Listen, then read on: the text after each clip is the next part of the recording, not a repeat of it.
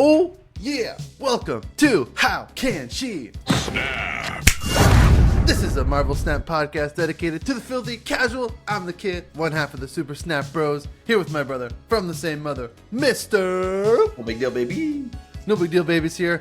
We're part of the wonderful, illustrious Snap Judgment Network, where you can find other great podcasts such as Snap on This with the wonderful Lauren Whatevs and Benjamin Roller, and It's Just Re.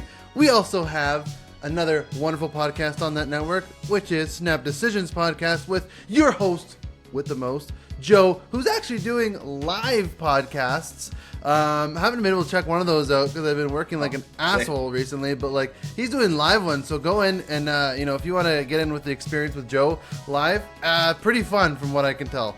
Listening back and stuff. And then you have, the Goated podcast, the one, the only, the Snap Judgments podcast, which made all this possible, with Glazer and Roy. Check that out. Released every Saturday. Unreal guests, Unreal podcast, Unreal YouTube channel. Wonderful. Now, and then of course you got ours, which you're listening to. How can you stop?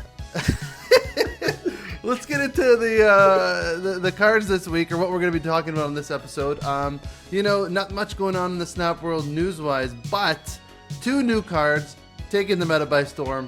And I say that a lot, but these guys actually are. They're actually really good cards. We've been having a ton of fun climbing with these cards. We got Agent Venom and Scream, and we're going to talk about these cards. And, no big deal. Has been wanting to do this for a while. I've been shooting him down every week because it's going to take 5 hours to do. But, with these two cards releasing, no news in the news cycle, we decided we're going to do a 2-drop tier list. And we're going to, battle it out and talk about all the 2 drops, which ones are broken, good, which ones are dog shit. We'll get into all of them. These are 2 new 2 drops that released this week.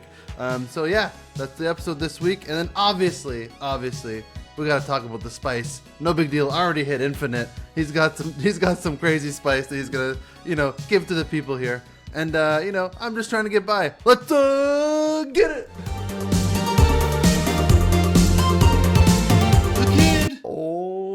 Okay. No big deal. How the hell are you, my man?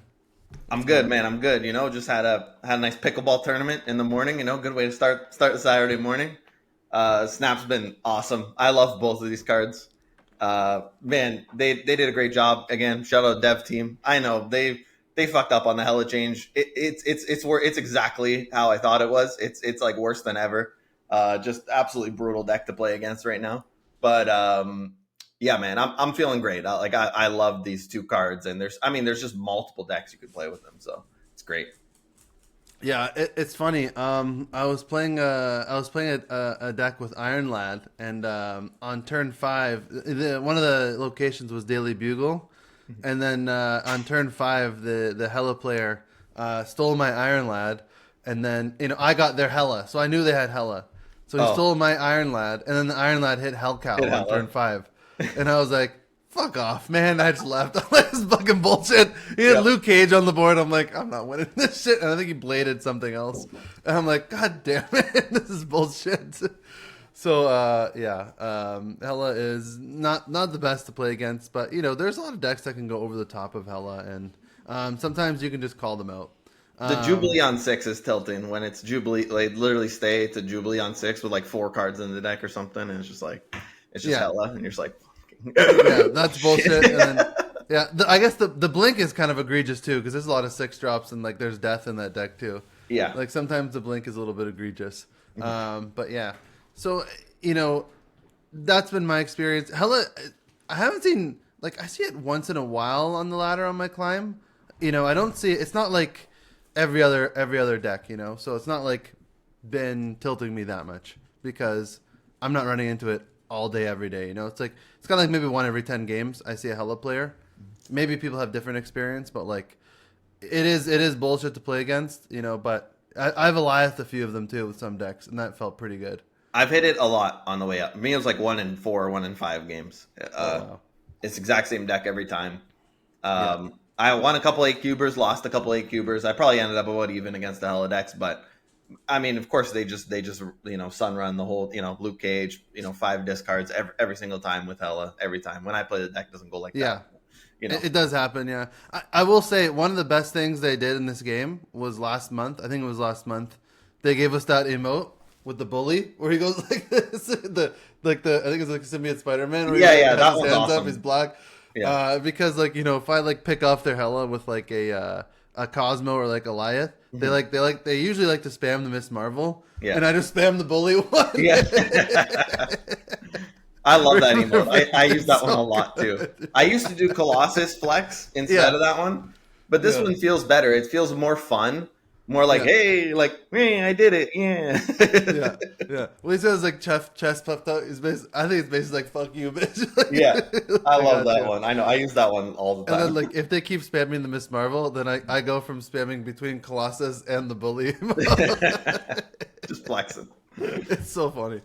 But yeah, hella. I will say the hella gamers are the biggest emote spammers I've noticed on the climb, Yeah. which No, is I'm funny. one of them. I can't even chirp. I'm one of those guys. Yeah, you're a hella player, so Yeah, it yeah, fits. It fits. It's like BMW drivers are the worst drivers on the road. yeah.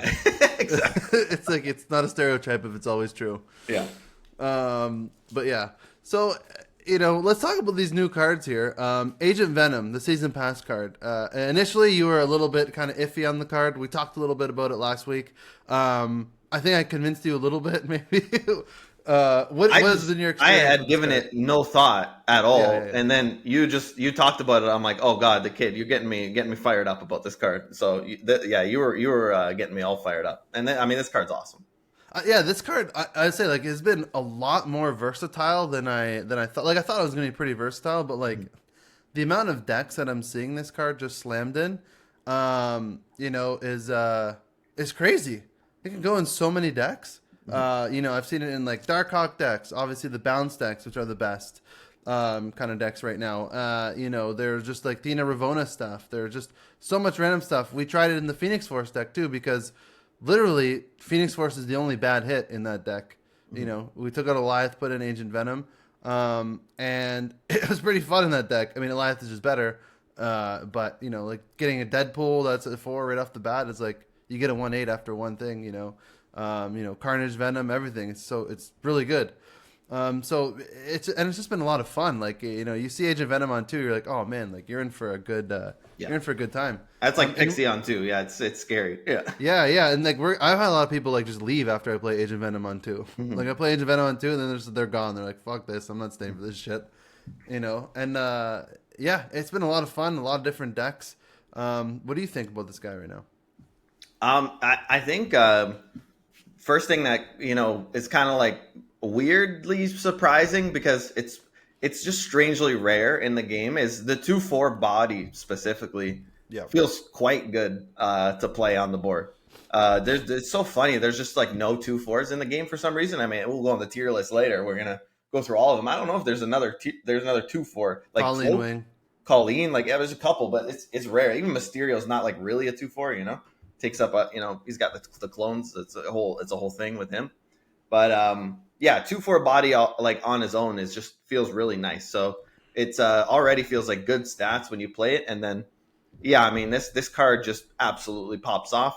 It reminds me a lot of Blob in a way where like you do have to build your deck to accommodate this card. Like you can't just have high power cards in your deck, or else like why the fuck are you playing Agent Venom? But to your point, you could play him in so many different decks. So I mean, obviously the bounce is the number one that everybody's playing him in, and obviously that bounce deck is good. That deck was really good before Agent Venom came out. Agent Venom comes out. I mean, the hood's a -3. Like it's just Silver Sable's a 1/1. Like it's just that it absolutely pops off in the bounce deck, obviously. But yeah, you could play him in just any deck like Mr. Negative, any deck where the cards are low power. You could play Agent Venom, and yeah, if you have him on 2, maybe we should be snapping that. I mean, I haven't been snapping it on 2, but yeah, to your point, kid, if everyone's going to retreat, then I'm gonna have to snap before I play it. Yeah, it's nuts. I mean, like you don't realize. I guess I'll speak for myself. You don't really realize how many cards have like less than 4 power in the game that are like really good cards that you can like synergize together. Like Cassandra Nova, right? Like, okay, I knew she was a 3/0, but like that extra 4 power is like kind of ridiculous. Yeah. Thena is kind of ridiculous. Ravona, Kitty Pride.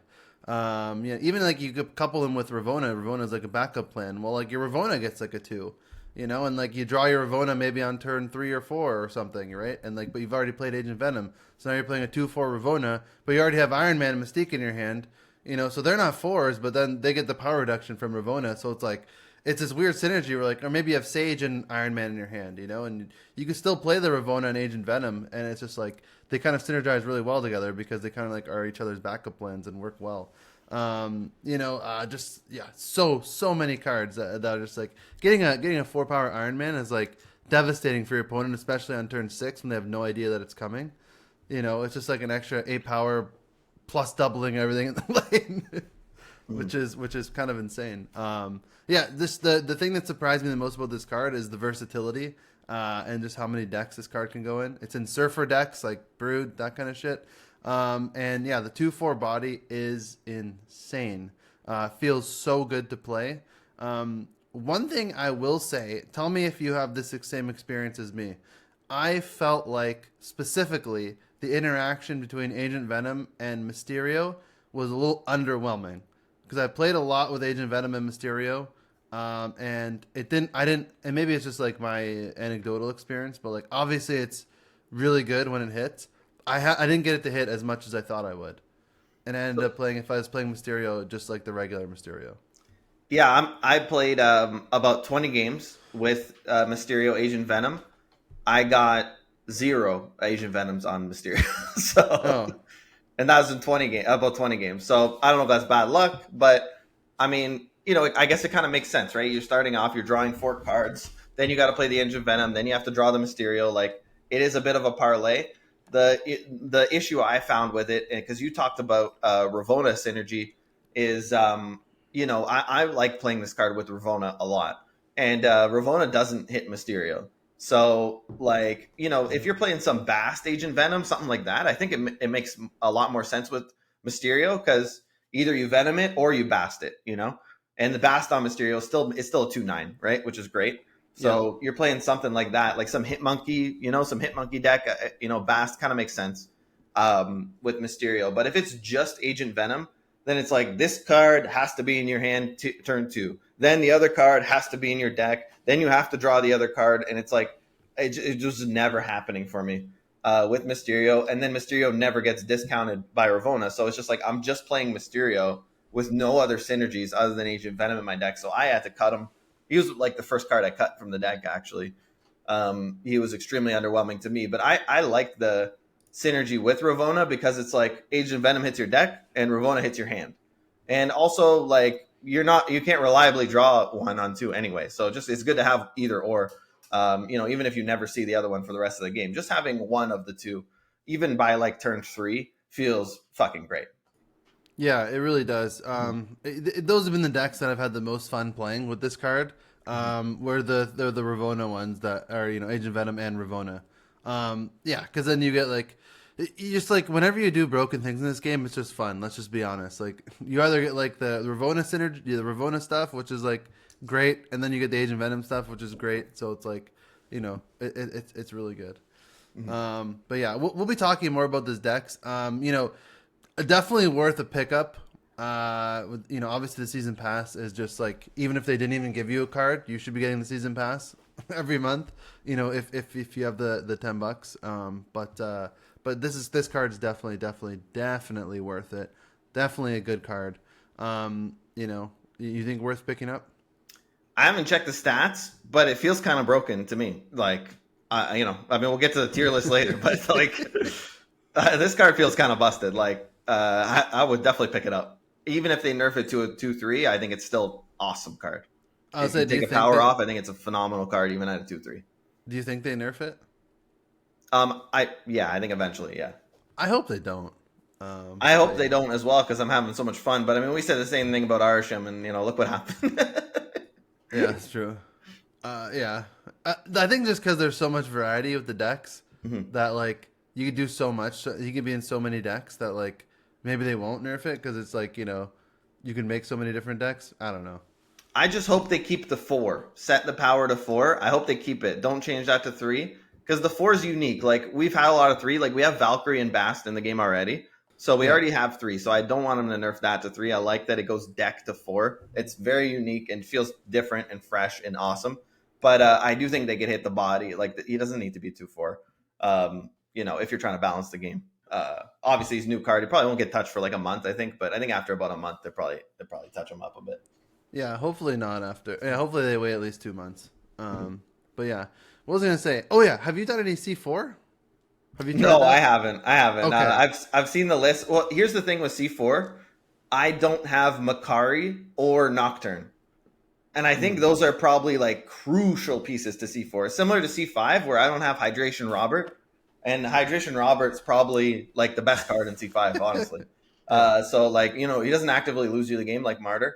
So like, yeah, that's a pretty sick card for C5. And same with C4. I think Makari specifically, like maybe you could get by with no Nocturne, but the location control obviously for Cerebro is like awesome. You get a Nidavellir, you get the +1, you get, something like that. Like you could just Nocturne that. So that's really nice for C4. And but you could probably get by with just Luke Cage, I think. But I think you need Makari, man. Makari's got to be an absolute rock star. Just a free like 8 power, just flying out of your hand. You don't have to pay anything. Like that's ridiculous. So I think Yeah. Makari. Until I get those cards, I'm probably not playing any C4. But the decks look, yeah, like if you do put Makari and Nocturne in a C4 deck, it's probably decent, I would imagine. Yeah. All right. Yeah, I haven't played C4 either. I mean, I'm just like not a Cerebro player, and I refuse. So, I'll die on that hill. I don't have the cards, man. Yeah, What can you do? it's all right. You just don't play. Play other decks. It's fine. Yeah, I'm having Let's so much talk. fun with Agent Venom, man. I thought like going into the season that Scream was going to come out. I was only going to play Scream. I'm basically just going to play Scream campaign deck for a month, and I played it like nonstop for 2 days, and I had a blast. But I'm actually just having more fun with Agent Venom, man. Like this card, it's just so fun. He's like Mr. Negative, but he doesn't feel like I have to retreat every game. Yeah. That's what Yeah. it feels Yeah. like. It feels like I'm playing a Mr. Negative. It's like not quite the same ceiling, but like you could just keep playing the game. Like you don't have to get the Ravona into the negative, the Psylocke into the negative. It's like maybe I get Venom, maybe I don't. Like I'm not snapping if I don't get him, but even if my opponent snaps, I still might have some game. And yeah, I mean I'm having an absolute blast with this card. Yeah, he's absolutely, he's great. I am too. Yeah, we'll get into some of the deck lists as well. Speaking of Scream, let's talk about Scream. This is the new card in the Spotlight caches right now. 2/2. When an enemy card moves, steal 2 power from it once per turn. No big deal. What do you think about this card? I think there was a time where second dinner they went to the card Dagger. And Yeah. they said, Dagger, how about instead of +2 per move, you go to +3? And what did we all say? Like, this is busted. This is going to be a 34 power Dagger every game. Like, this Yeah. is ridiculous, right? And it was. And now that the move's got a ton of support, that's actually a pretty good deck now. But at the time, that move deck, even with the broken new card they just got called Dagger, and they buffed Vulture as well. But I think Dagger's like even more broken. Like it's +3 per move. It's just ridiculous, right? You get +12 in like one move is insane. You're still playing the move deck, and I think that's what's happening with Scream. I think this card's insanely strong, like really, really, really, really strong, really, really good card. And if you don't want to play Kingpin move with Stegron, freaking Arrow, all these cards, you should probably skip this card and not spend your 6K. That's kind of how I feel about it. I've played a lot of this card. I love the deck. I liked playing the deck before Scream came out. But your main win condition is please draw Scream my 2. If you don't get Scream, like you have like 70% chance to win the game if you get Scream on 2. And you have like 20% chance to win if you get Scream on 6. That's just like kind of how I feel with this card. So like insane card, outputs absurd amounts of power. But like you need to get her early. And if you don't get it early, you have to kind of cheese your way through the game. You have to get cheese out a win because you're not going to win on power without Scream. Yeah, I mean, I agree with you. It specifically in kind of that type of archetype, right? Like, there are other Scream decks, like there's Scream Clogless, which don't rely heavily on Scream. That maybe you get like 1 or 2 things from Scream. That's like it's a 2/6 to a 2/8 at that point, right? Or 2/10. Yeah. So it's like if you can get a couple off her, she's a 210, which is pretty insane. Uh, and you don't really need like a full like scream deck. But yeah, if you're doing the full scream deck with Kingpin, all that kind of stuff, you need to draw her early because that deck can't support her. But her just peppered into some other random decks just as like a little package. She's been pretty good and pretty devastating.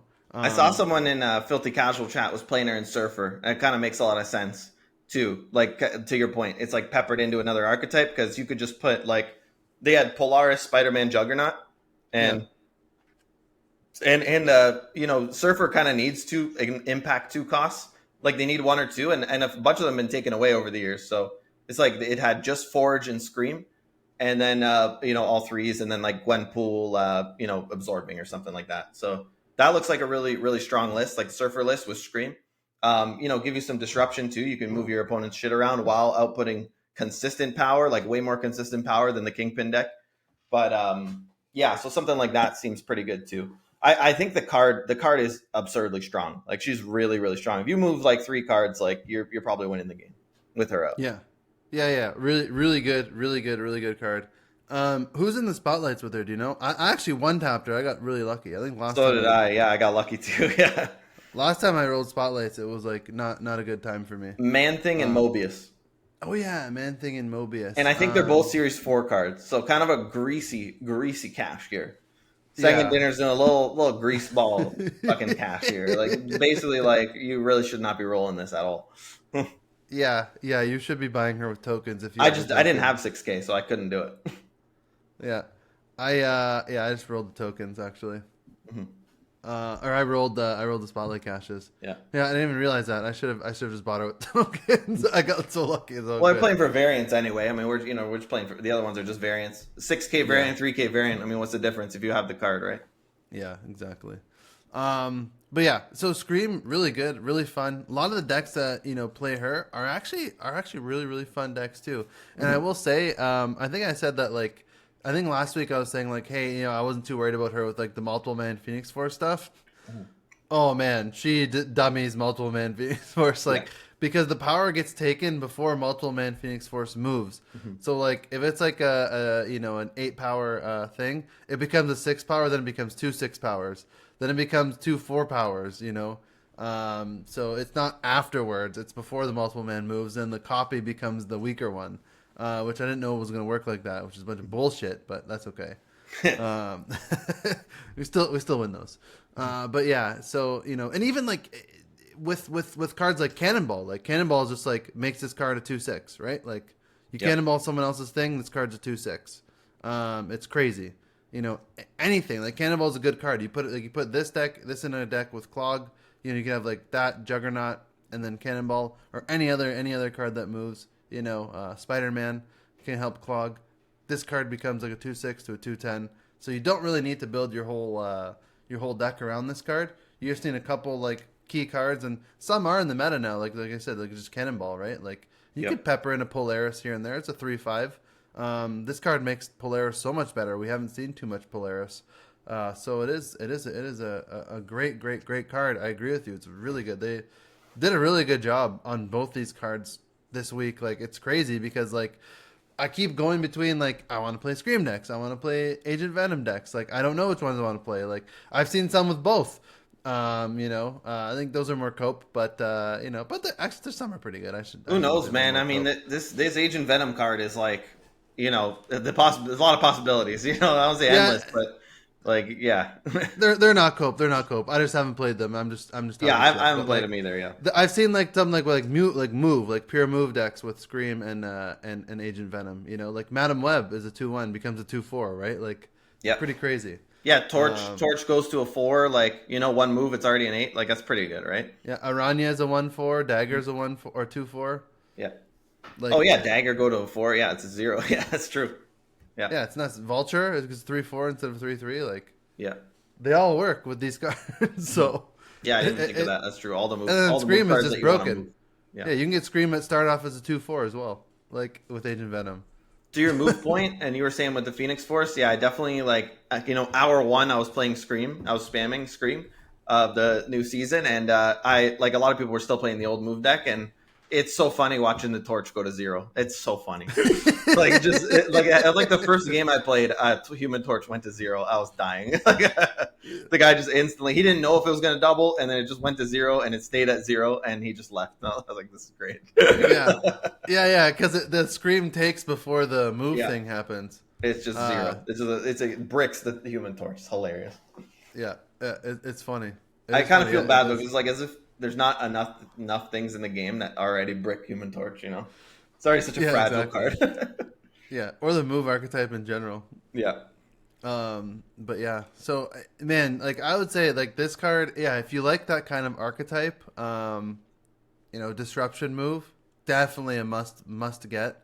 I think I'm trying to evaluate this card. Like I think it's a really, really, really good card. Yeah. I don't think it's one that you would absolutely need to have in your collection, though. Especially if you don't play those kinds of decks like Move and that kind of stuff. I don't think it's one that you need, but I do think if you do play those decks, it's definitely a good card. I would say like Agent Venom's more versatile than this card. Yeah, I agree. But this card is a ton of fun. Like they're both really, really fun. Like they did a great job. Yeah, it's like if I'm picking a skip on each season, I think it's Scarlet Spider from last season, like we talked about in the last pod, and it's probably Anti-Venom this season. I mean, this Scream card is just so fun, so awesome. I mean, the power output's crazy. The disruption's like really crazy. The only thing is you just have to play some cards that might be suboptimal, but who knows? Maybe those cards will get buffed. Like, they do OTA this game, like the game, and her effect's so powerful that even if she goes to a 2-1 or something, she's still going to be really good. So, yeah, I think she's going to be a good card for a long time. It's just a matter of how good can her decks actually be. And, that kind of remains to be seen. I think they feel pretty good right now. Yeah, I think this is also not a bad skip at all. Like, if you're going to skip anything, skip this one, because just simply for the fact that there's 2 Series 4 cards in the Spotlight caches. Yeah. So, like, skipping it is not going to hurt you at all, Because those cards you should be buying with tokens anyway, because they're only 3K. So you can always pick this card up later if you want. But it is really good and really fun. But again, yeah, if you don't play this like disruption move archetype, don't bother. I'm gonna say, like, there's so many good cards coming. Like, there's so many good cards. Like the next 2 are awesome. Like, I know, that's what I mean. So like, the next 2 are really, really cool. you don't need this card if you don't play those archetypes. I gotta say too, like, we kind of play the game the same way, the kid, is we just play the shit that we like. That's fun.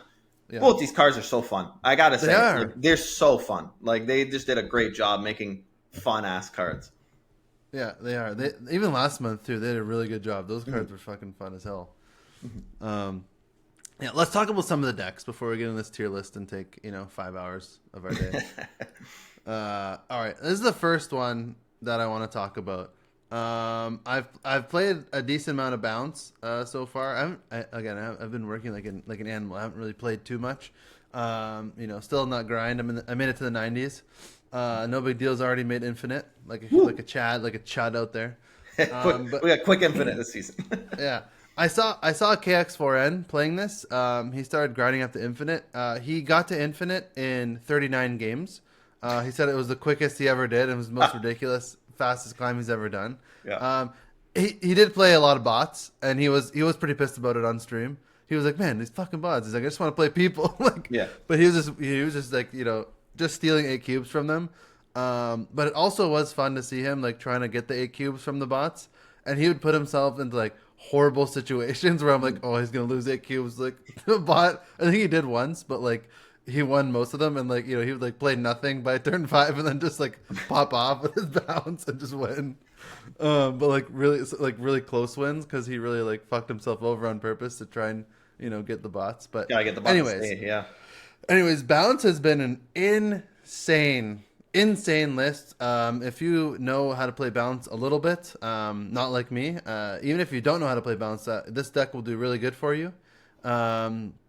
It's this is the one that KX4N was doing. There's a lot of different ones out there, but this is the Agent Venom Bounce. And we're back. Sorry, my dogs had a seizure because the USPS guy came. So I'm just gonna reread this list out here. So it's KX4N's bounce list that he was using to get to Infinite. We have the Hood, Rocket Raccoon, Silver Sable, Nico, Black Swan, Falcon, Agent Venom, Mysterio, Sage, Bishop, Hitmonkey, and Beast. This deck can output a scary amount of power. It's pretty crazy. You have 4 1-drops, not to mention the demons that the hood makes.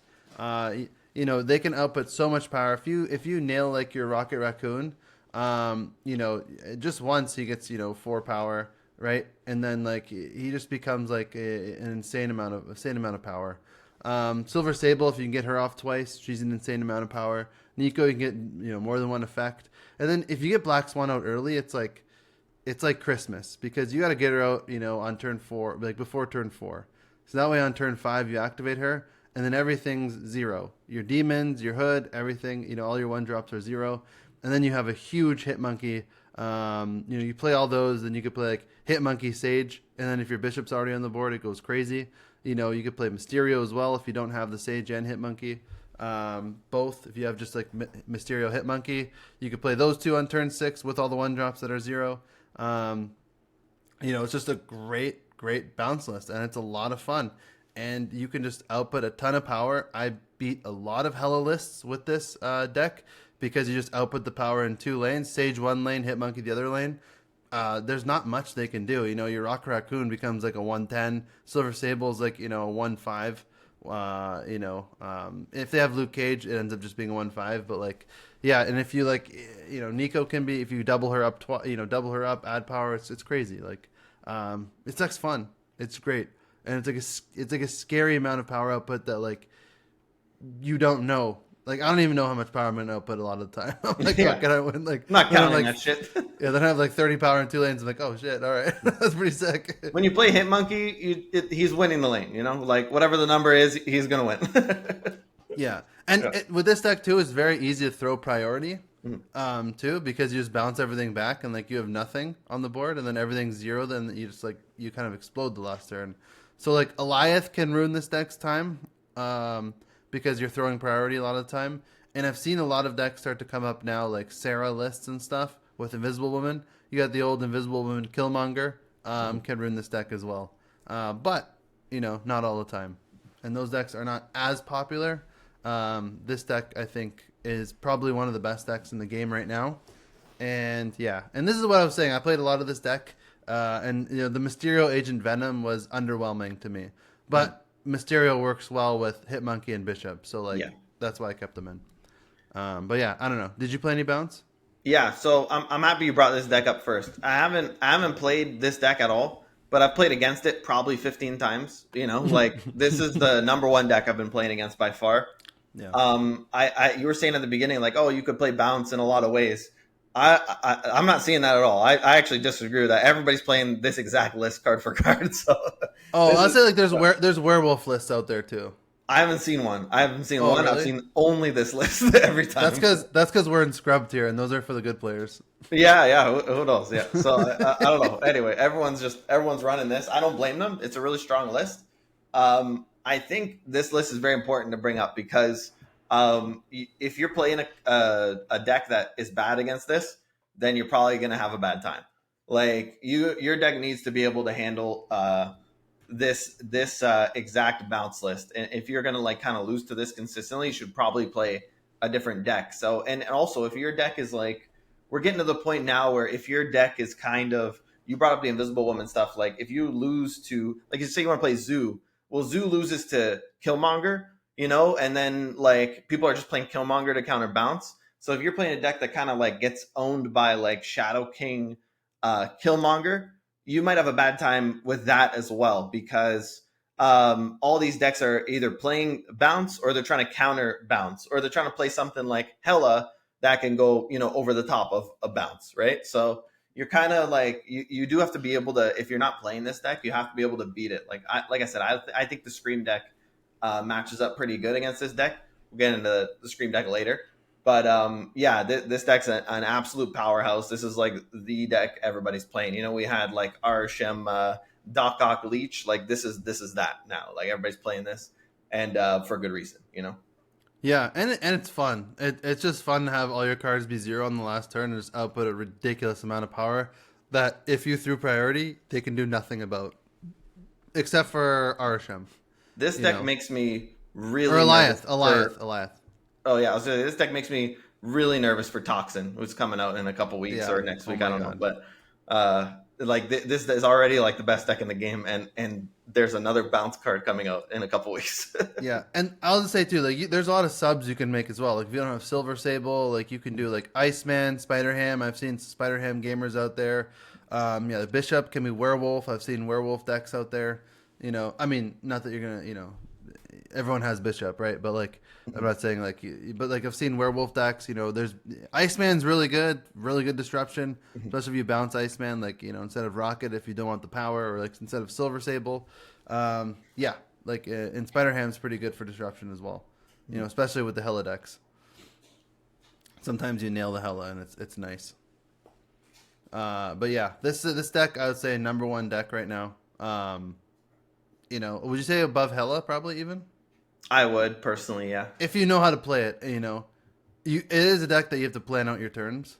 Yeah, Like no, like it's so hard. This deck's so hard to play, and hell is so easy to play. yeah, exactly. Like you gotta Yeah. like if you plan out your turns properly, this deck will beat Hella most of the time. I think it just output if you like do it in 2 lanes, like you're just gonna output more power than the Hella deck, even if they get Luke Cage and everything. But like you have to get Black Swan before turn 4. You have to know like when to Falcon some stuff, and like you have to get like Silver Sable and like nail a Rocket Raccoon or something. Things have to go right. Actually, they don't have to go so right, but you have to plan and you have to get a good draw. Yeah, But you can output. The strength of the bounce deck is the ability to relocate to the exact 2 locations you want to stack up. Or if it's a different matchup, then you can spread out between 3 locations. Bounce has the flexibility to do that. That's the whole strength of the deck.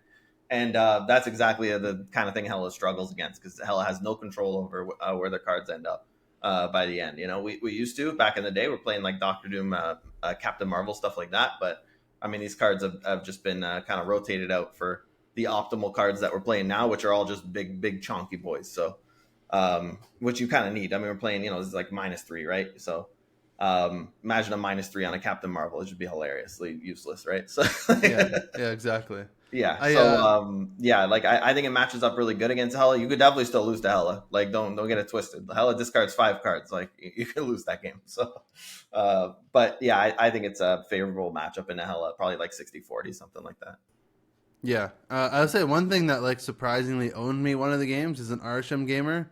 Randomly got a Mobius and threw it on turn 5, and I was like, oh damn, like, well played, sir, well played. Yeah. So yeah. I've seen a little bit of Sandman, like unironic Sandman. I think people are trying to deal with this that way, right? But I guess you're not dead to Sandman if you have Black Swan. You can still play everything for 1.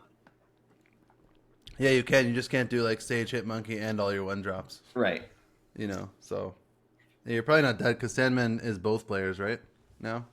I think so, yeah. But I think a lot of the Sandman decks are playing Mobius as well. Yeah. That's pretty sweet. I mean, they're trying to counterbounce. They're specifically trying to counterbounce. Yeah. Like I said, if you're not playing this, you need to be able to beat it. Exactly. Yeah, this is the deck, I think, right now. It's like the baseline, Yeah. Mm-hmm. All right. Let's talk about. I want to talk about just this one real quick. I played this for a couple games, and I figured I'd just throw it in here just as like kind of a different deck that not a lot of people are. I haven't seen a lot of people playing. Lowell from Alliance made this like Agent Venom kind of Darkhawk list. So if you're a Darkhawk, if you like mid-range Darkhawk gaming, this is a nice list. I played a few games with it. It's nice. There's Kitty Pryde, Korg, Thena, Angela, Hawkeye, Agent Venom. Hawkeye, K Bishop, Agent Venom, Mystique, Cosmo, Juggernaut, Rockslide, Iron Man, Darkhawk. Just a solid Darkhawk list. It's got the Thena, Angela stuff with Agent Venom. Really good. A lot of good hits for Agent Venom. Actually, by a lot of good hits, I mean every single card in this deck is a good hit for Agent Venom. So it's really good. Can I say something about Darkhawk really quick? Yeah.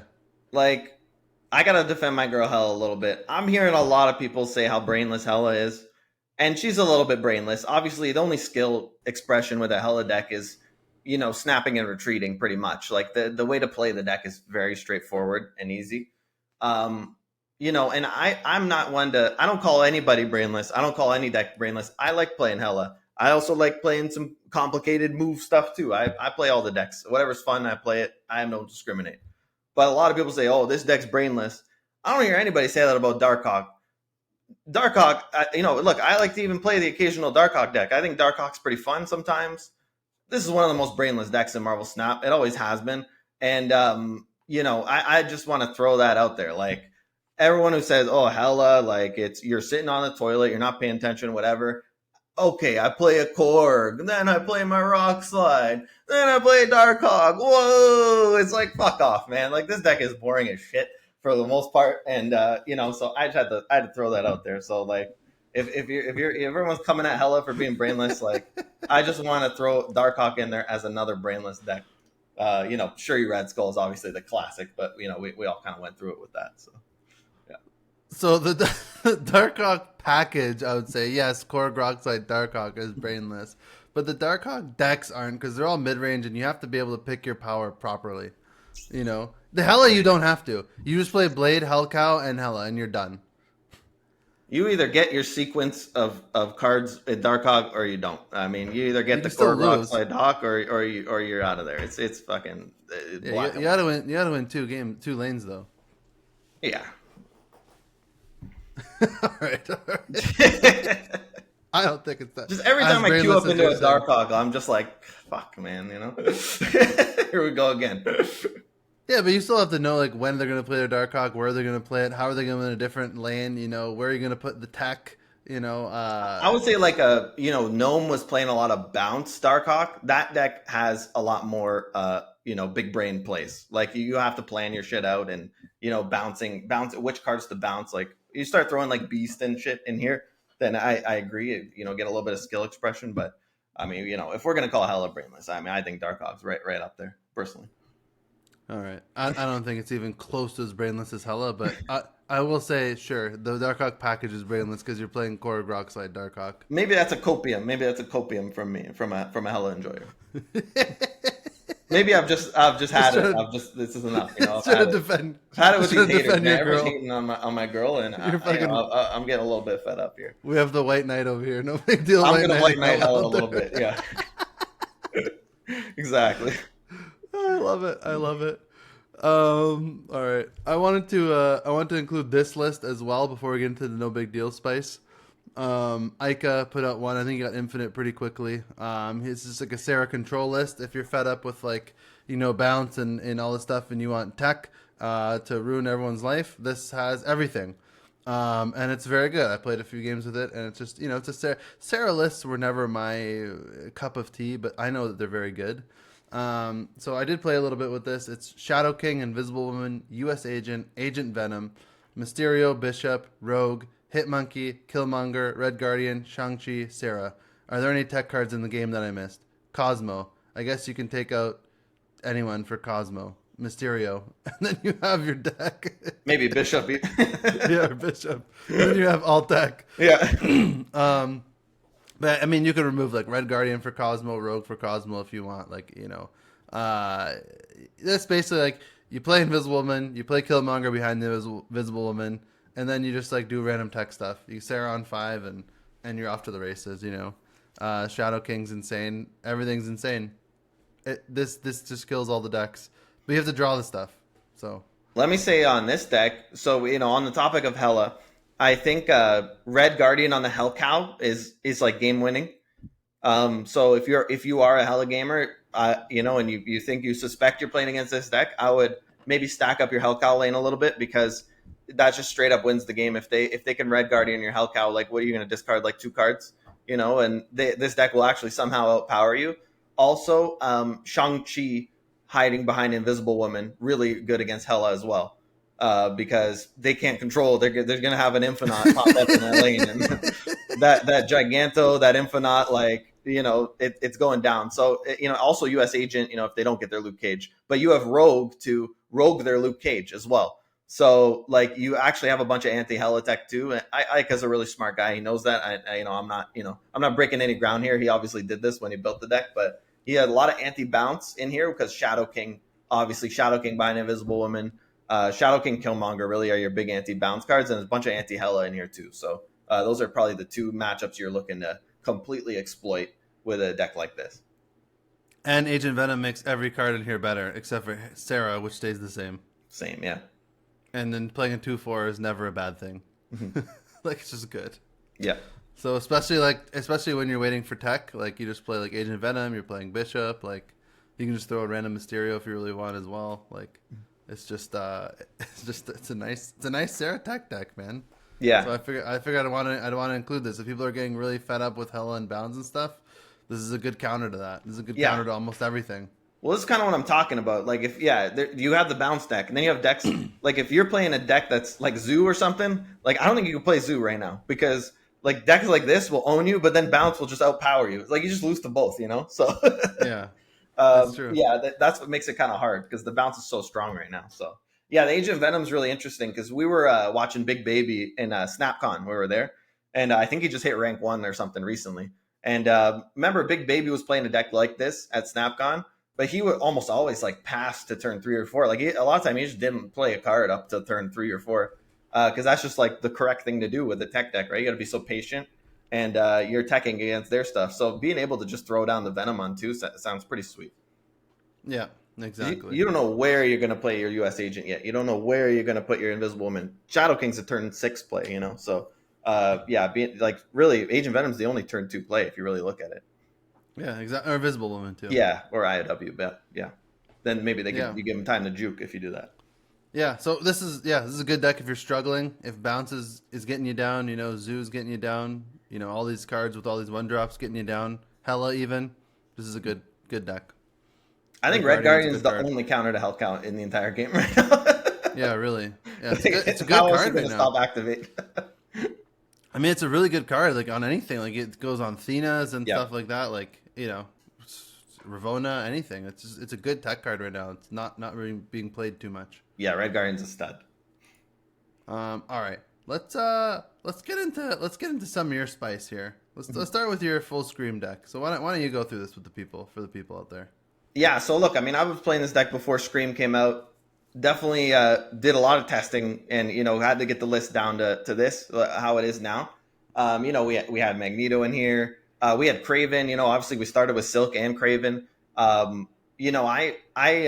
didn't see that many Scream mirror matches, so I was just playing Silk. But I just kind of realized like White Widow's probably just the best card in the game. So if you just play the best card in the game, maybe that's better than Silk. So this deck is Kingpin, Scream, White Widow, Kate Bishop, Juggernaut, Polaris, Spider-Man, Miles Morales, Stegron, Cannonball, Arrow, and Eliath. So it's kind of the clog cards obviously have natural synergy with cards like Polaris, like Stegron, who also clog your opponent just in different ways.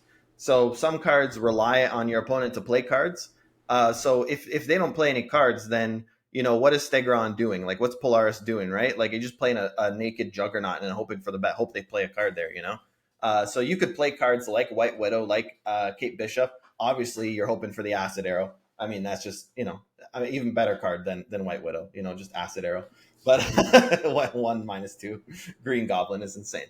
Yeah, you have all these things. I think Miles Morales is really good. I was playing Nebula there for a bit, but Miles Morales is just kind of always a 1/6 that you just throw in the clog lane just to make sure that you win the lane. You do want to win the lane, so then you can cannonball somewhere else. And this deck is also just very good at acquiring priority. Like these are all highly statted cards. Scream gets a ridiculous amount of power. Kingpin could be like a 1/6. Miles Morales a 1/6. So you acquire priority extremely easily, and Eliath becomes crazy. I mean, this deck's really sick. I think it's really good into bounce. Specifically, the card Beast.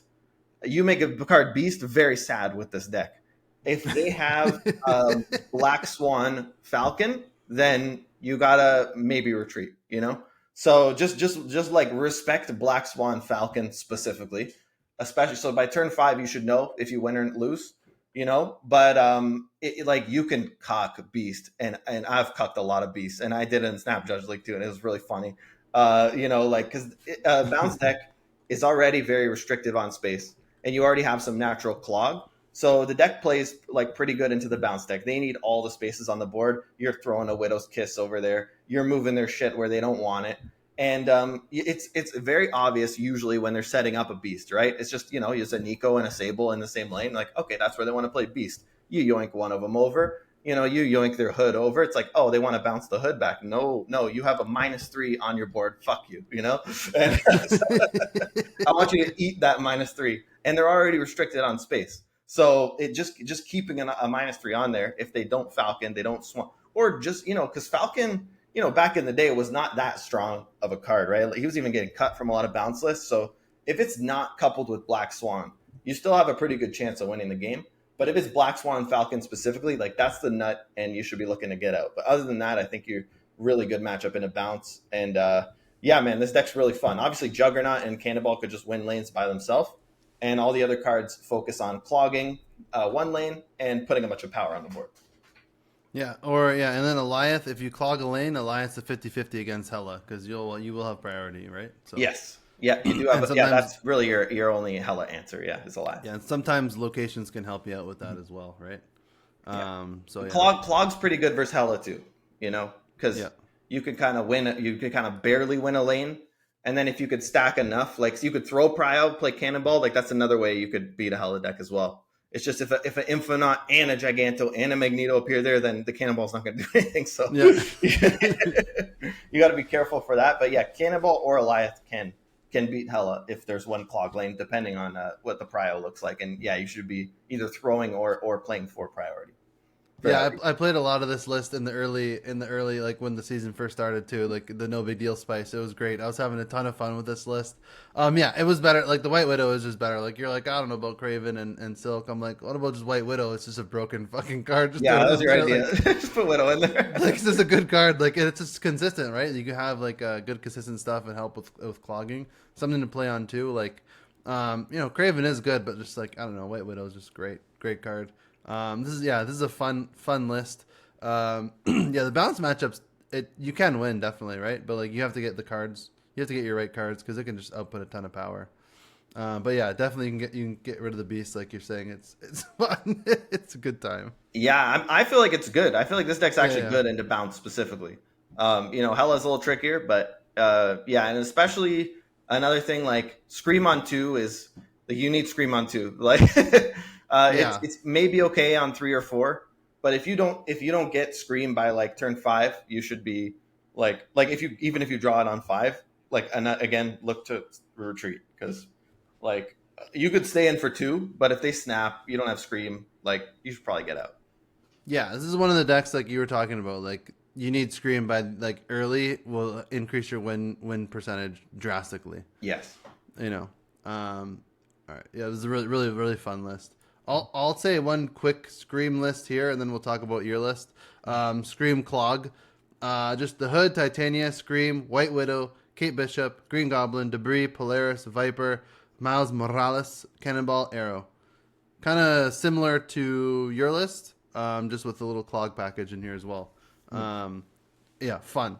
A lot of clog in this one, yeah. yeah. The Clog package with like this, you know, Scream, Cannonball, Arrow, Spider, and Miles Morales. You still got the White Widow, Hawkeye, you know, and Polaris, but yeah, you got Clog in there as well, and it's awesome.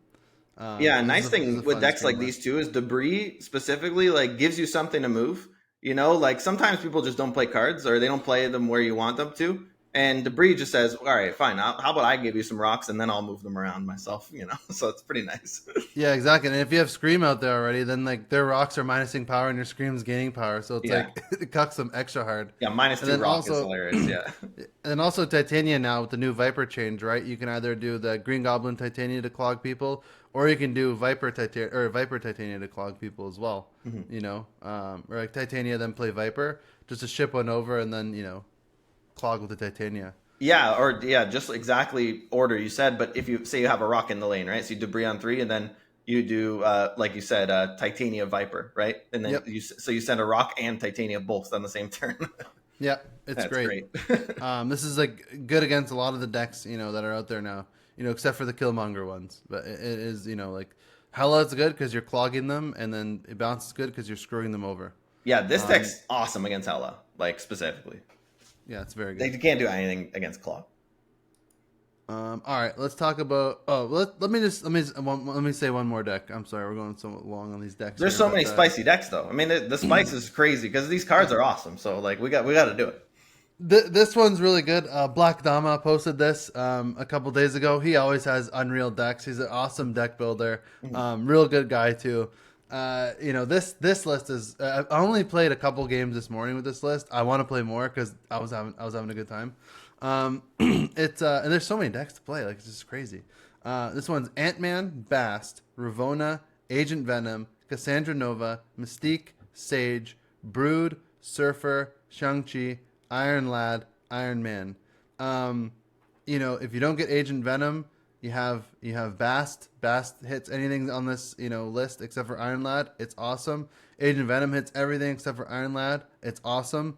Iron Lad has a good hit on pretty much everything in the deck. Like it's just really good.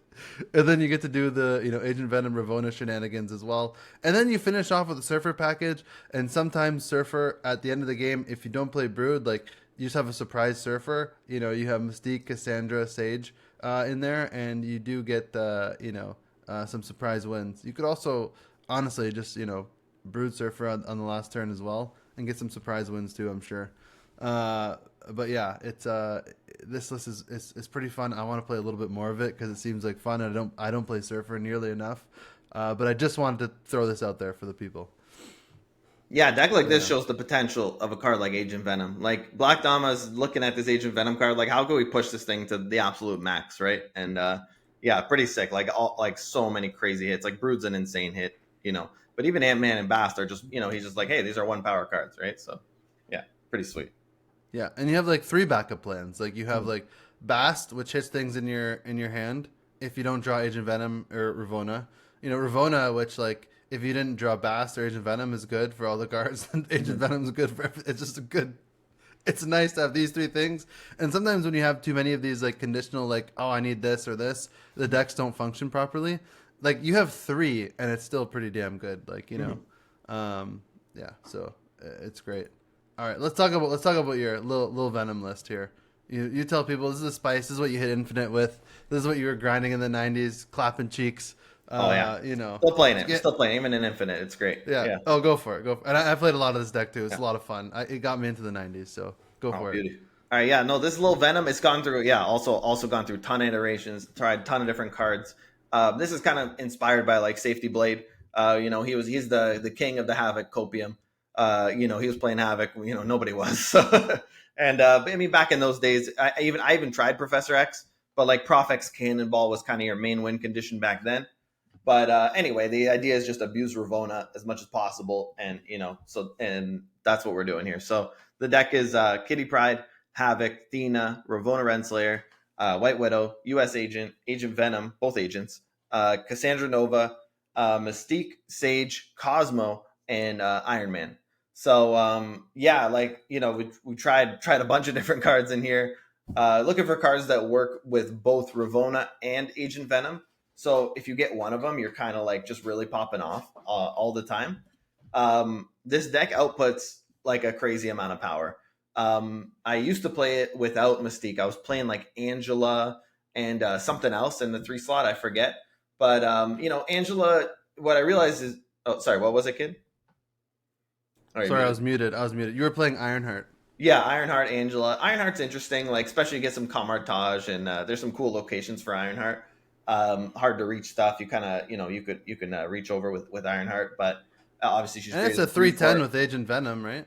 Yeah, and I was playing Grandmaster as well, so she's Oh also yeah, great. yeah, yeah. She's awesome with Grandmaster as well. So you get like a 3/4 Ironheart Grandmaster it like that's really strong, a lot of power. But I found Mystique Cosmo, and the Mystique mainly just for the Iron Man. The way I decided to do Mystique is I played a Weird World game and I was playing a mirror match, basically almost the same deck. But I got my opponent's 3/4 Mystique. I'm like, this is way too good. I gotta get it. And also that was the point where it started to become apparent that everybody was just playing the same bounce deck. And I'm like, if I'm gonna have to compete with this deck, I'm gonna need Iron Man and Mystique both, and Sage. So we got like big ass Sage, big ass Iron Man, big ass Mystique. Like we're going super super tall. Like you want to load up two lanes, like fine, I'll do it too. And you're 32, 36. I'm gonna go like 42, 40. and let's try to win like that. So that's kind of what we're trying to do. So yeah, it's really sick. I've been playing Venom on two over Ravona. I thought maybe you look at the hand if you have a bunch of stuff reduced, but I think you always want to get Venom on two. It's kind of how I've been playing it for sure, regardless of what's in the deck. Like maybe if I have Iron Man and Mystique both in hand, maybe Ravona, because those are the ones that are probably like the most affected by it. But man, you could always just play Ravona the next turn. Like you don't have to, because it's going to hit your hand regardless. So that's how I've been kind of playing it. And yeah, I mean, again, White Widow. I mean, she's not like crazy synergy with any of these cards, but it's such a good card. There's so many locations she cheeses out. You get the Bar Sinister, you get the Space Throne. There's the one where Death Domain, like stuff like that.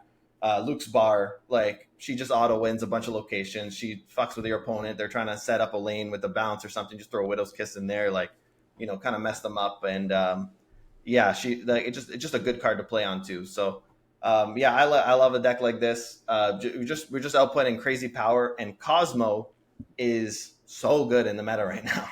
Yeah, real good. Cosmo, and that's why we have Mystique as well. So it's like, oh well, 1 and 3, I'm guessing. Well, no, you could put 2 Cosmos down. So if you could clog a lane and just go Cosmo Mystique, like the hella guy loses. Like so. But you don't need to do that. You can actually outpower a hella deck as well. But you have a lot more reliable Cosmos, kind of like the Scream deck I was saying. You clog one, and then you have at least your 50-50. It's kind of similar with Cosmo. Like usually one lane is kind of shut down, and yeah, White Widow obviously helps with that. So yeah, Cosmo's been just especially against bounce. He's just so good. Like the Sable not going off, the Hood not going off is hilarious. Like it just even the Beast or Falcon, like it's just funny, So yeah. I will say too, a few points that you made there. The only time I'll do Agent or Ravona over Agent Venom, this happened a couple times. If I have Thena and Cassandra Nova in hand, then I can play Thena Cassandra on turn 3 and get the buffs on both. Then I'll hold the Agent Venom. Yeah, you're right. Usually I'm wanting to play Agent Venom more than anything. And when I really have to think about it is if I want to pair.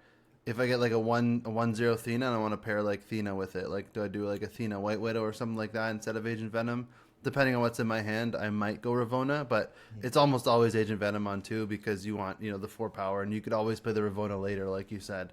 100%, I agree.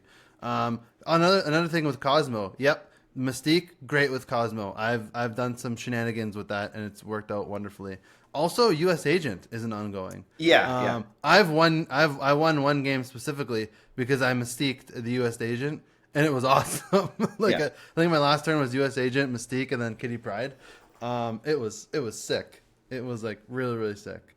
And like it's like you hit 2 cards, it's like a 3/8, right? Like still pretty damn good. But like it's like they don't see it coming, right? It's awesome. But yeah, this deck's so much fun. Yeah, I love all the iterations you had that you finally came on this deck.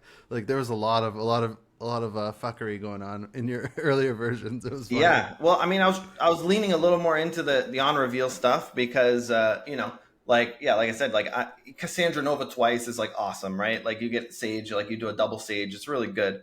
But yeah, I don't love playing Mystique when there's like just Iron Man, like I found it just in my experience. I've played a lot of Mystique and Iron Man, like in all Marvel Snap, history.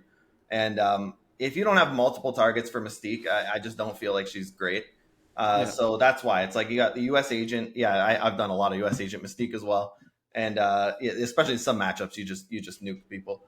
And U.S. Agent and Cosmo, like, at least you have 2 other options where you don't have to play it with Iron Man. Obviously, you want to play with Iron Man, and you can hold it till the end, to kind of decide.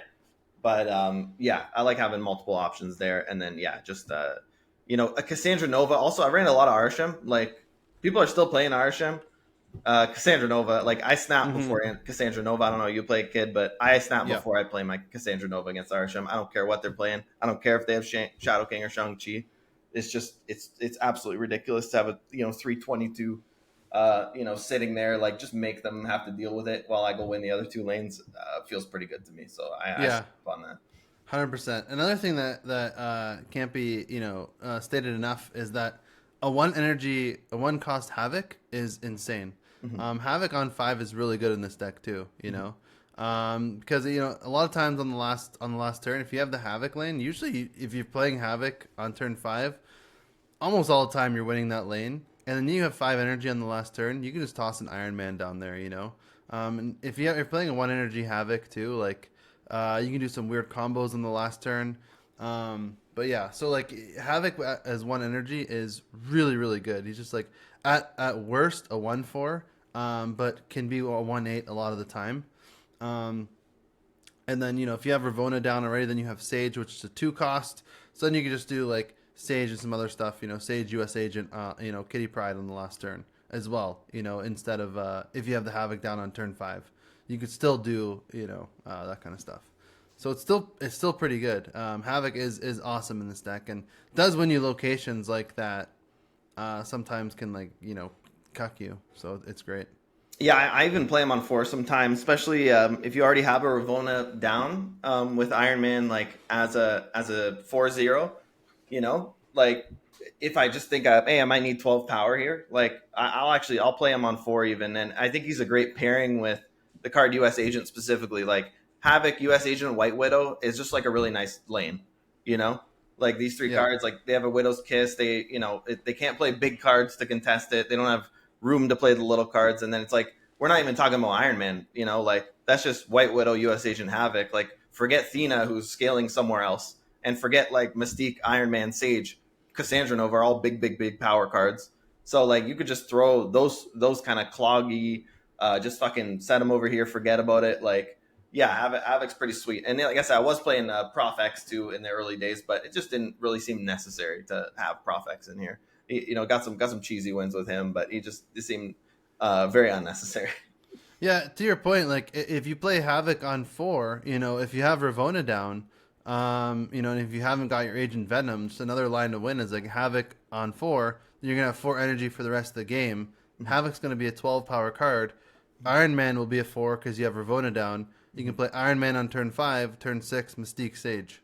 Yeah, Like because you have Ravona down, so it's gonna be like that's insane, right? And that's not to mention the stuff that you did before turn 4, or the Kitty Athena or White Widow or whatever the hell you played, U.S. Agent, yeah, it's just like this deck's got, everything, it doesn't have tech, I guess, except for Cosmo, but like it's a lot of fun and Agent Venom works really well. And hey, good deck, no big deal, good job, man. Oh, thank you. Yeah, no, this has been my favorite to play all season. Like I said, I thought Scream was gonna be my favorite, but I can't stop playing this deck. I'm still playing it, even after Infinite, and yeah, it's really fun, and I'm excited to keep playing it. Honestly, we'll see. Maybe by next week I'll get sick of it and try something else. But yeah, I don't feel like playing Bounce or Hella right now. Everyone's playing the same Hella deck, so it just seems boring to me. And like I said, you either get the Luke Cage or you don't now, which is so linear, so boring. Like there's no variation of this Hella deck. It feels like the Hella Modoc days where like Hella Modoc was so stupid. Like it's just like, well, we either got a counter or I don't. Like, or they just discard the entire hand and it's just like Living Tribunal, Iron Man. Like fuck you. I feel like Hella's kind of reverted back to that thanks to Second Dinner's very suspect OTA strategy. So yeah, I'm not loving where Hella's at right now. Like I'm not a fan of the deck. It seems kind of like they really just want to make it as brain dead as possible, which I don't love. So yeah, so I'm playing this, and I mean you could play this against Bounce and Hella and feel pretty good still. Yeah, I've definitely beat both of those a lot of times easily with this deck. It's great. All right, let's that took a while. We went through a lot of decks. Holy shit. Lot of spicy week. Spicy week. Let's get into the 2 cost tier list here. We won't take 2 hours with this. But yeah, we're gonna get into it. We have we got the tier maker out here. We got all the 2 drops here. This tier list has some of the cards here are older, so like Loki's still a 3/5. So we went through and then we have all the 2 costs here. We have 4 tiers. We're gonna have the broken tier, we're gonna have good tier, we're gonna have the not bad tier, and we're gonna have the dog shit tier. And we're gonna go through all these cards and see what we can come up with here. So let's start. Let's just kick it off, man. Let's just kick it off. Let's go in order here and see. We got Angela. Angela's a 2/3. when you play a card, give your cards +1. Where do you think Angela's falls here? Well, I actually played a good amount of this card since the change. I would say not bad. She seems like one of the more underwhelming cards in her own deck these days. Like I said, she's basically the speed of the Angela deck. Like this is the card speed now. She's going to be a 2/5, 2/6 pretty much. And it's boring. It's not bad. I don't think it's good. And I think she's cuttable in a lot of these lists as well. So I said from the beginning, I think she should be -1, -2, something like that, with a 2 every time you ping her. I think the 1 is very boring, and it's just like the card speed basically. Yeah, I kind of agree with you. I think she's not bad. I think she used to be good. Oh, she used to be like broken, but like broken. now she's like now she's like not bad. And I feel like you can't have her just by herself in these decks. Like you need Thena, you need other cards to carry her. Whereas before you didn't need that. And if she could, if I saw a deck out there with like just Angela that was a decent deck that didn't have like Thena as well to help support her, I would call her a good card. But I don't think that she can support herself in a deck. Like it can't just be like just Angela without like Thena and all those other supporting cast, right? Like I just don't see those decks. The +1's not enough. She's an alright card. She's not good. She's not broken. She's not dog shit. She's not bad. You're right. I'd say she's a little bit higher on the not bad list. For sure. Bad, yeah, I agree with that. Like I really don't think she's bad. Yeah. Yeah. All right, armor. What do you think about armor? That's tricky. I don't see too much armor these days. I'm going to say not bad as well. I would say there are times where this card is maybe good or even broken, depending on the meta. So, meta-dependent card. It is a tech card. I like armor in general. Like, I don't think they need to buff it or nerf it or anything like that. I think she's just good as she is, and there's going to be metas where she's awesome. There's not a lot of destroy out there right now. So, to me, it's a not bad card. Yeah, I agree. It's not a bad card. It's not good. It's not broken. It's not dunk shit. Armor's all right. I had nothing more to say. It's just a not bad card. Baron Mordo. I'll start this off. Dog shit. I don't even care. I'm not gonna put him in the not bad tier. I'm not gonna accept anything less than dog shit. They tried to change this card a few times. It doesn't work. It's a cool concept, but like. He's just not as good. Like now you have he's a 2/3. He makes your opponent's top card 6 cost until turn 6. Like, why? I don't know. Agent Venom's a 2/4 now. No, this guy's just being power crept, and he's been dog shit to begin with.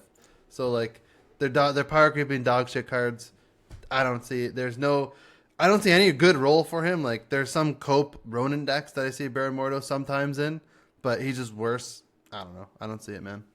Yeah, no, I agree. It's the dog shit. And I said when they changed it, they buffed him, but buff, quote unquote. They didn't put him to a 2/4, which I thought was weird. I thought, like, why don't they want to print any 2/4s? It's funny that they're finally doing it. But yeah, I mean, he should be at least a 2/4, honestly. And even then, he's probably not a great card. So his effect doesn't really do anything. And I also don't know why his effect says until turn 6. Why doesn't it just say make the card cost 6? Like, period. Like, why until turn 6? Like, he should be able to take out a card, like Spider-Ham fucking does. He's a 1/1. He takes out a card. Why can't Baron Mordo take out a card? Like, it's ridiculous. So, yeah, this card sucks. Yeah. Lizard. What do you think about Lizard? Wow. I was going to say dog shit. But it's just crazy because this used to be broken. Oh, my God, yeah. Like a year and a half ago, This was by far easily the best 2-drop in the game. In every single list you had to have Lizard because it was broken. They had to nerf this card actually. Yeah, basically what White Widow was at a 2 -4 Widow's Kiss, like Lizard was that good. Yeah. This card, yeah. Do you think he's dog shit really? I would say he's not bad. Yeah, you say that, but it's like, man, I've played him a bit in like C5 and stuff, and it's like, man, his effect just feels really brutal. There's a lot of like 5 power cards now, and there never used to be in the game. Like there's so many like good 3/5s now, and like we just didn't have that before. Like I don't know if you've tried playing him recently, but he feels really bad. I just don't think he's doing enough. Like we didn't have Medusa. Like Medusa didn't exist. Like you could just play Medusa, right? Like, and Medusa is not a great card either, But like she's always a 2/5. You just play her in the middle. She's a 2/5, right? Like Lizard can always go to 1 power, and like You know, if he was just a vanilla 2/5, I wouldn't even say. I don't even know if that's broken. You know, so like he's not like really doing anything. You know, like these cards like Age of Venom's a 2/4. Think about Age of Venom compared to Lizard. You know, like I don't know. All A right. 2/4 that just like wins you the game. Like You convinced me. He's dog shit. I feel bad though. I know. This used to be literally used to be a broken card. Literally. Yeah, just the fact that he can go to 1 power. Yeah, you're right. That's horrible. That's like gut wrenching. Yeah, I know. I felt sick when I said it, but I'm like, fuck, I can't put him with Angelo. Angelo's better. Like, What about Cloak? I think Cloak is not bad. What do you think, kid? Yeah, I would say not bad. Maybe leaning more towards good, honestly. Yeah, he But does it make is a a lot of those specific. move lists. Yeah. It is a specific archetype. How do you want to actually? We should have talked about this before we went into it. But like, how do you want to judge these cards based on like, just like archetype, based on like overall meta presence, based on like all of the above? I guess like. Yeah, I think all the above's okay. I mean, I know me and you like a little more versatility. You know, your bias leans a little more towards versatility. For me, I Yeah. don't mind if it only goes in one archetype. If it's like the thing that's broken and that's the tier 1 deck in the game, then I'm okay putting it in broken personally. But yeah, it's Yeah. okay. I mean, it's up to you. Do you think you want to go good with Cloak? You can go good, kid. I don't know. Like this one's kind of tough. Like Cloak is a very, very good card in these move archetypes, but he's in nothing else, right? Um, he's not the best, not even close to the best 2-drop in these move lists. Yeah, So- there's a few other cards I would say like are potentially broken in those lists, right? Like Ghost Spider's insane, like That's a Arania's 1-drop. insane, Madam Web's awesome, Vulture, Yeah, Dagger yeah, are okay, all so- ridiculous. All these cards are Yeah, better yeah. than Cloak, right? So Yeah, I'm happy. I'm happy putting him in. Not bad. Bucky Barnes. I think he's dog shit. Yeah, I know. Oh fuck, he is dog shit. I love That this new- card. I wish they would buff him like a lot. Like I would add like 2 power to the Winter Soldier, make him a 2/8. You know, Yeah, let's see what happens. Yeah, he's dog shit. There's really no getting around it. That new, I'll tell you what's broken is that new Ultimate Bucky Barnes variant with the Winter Soldier. Oh, I heard they're fixing it though, right? They fixed it. Yeah, it's got the Venomized Winter Soldier and the Bucky Barnes. It looks really, sick. really cool. Yeah, Yeah. yeah.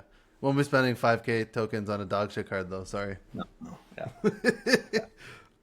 Yeah, and it's sad too because this is like it's a cool card. It's a very cool concept. Well right? designed card. I'd like it if he was maybe 2/2, 8 power Winter Soldier. Let's see what happens. Yeah, or even just start with 2/2 and 7 power or something. You know? Yeah. Or make him a 2/0 8 power, 2/0 7 power. Like I don't care. I like the 2 because then it pumps your null and stuff, you know? Give him a little bit of power. That's Yeah. true. That's true. And Venom too, if you Venom it. Yeah, exactly. Yeah. All right, let's go with Cable.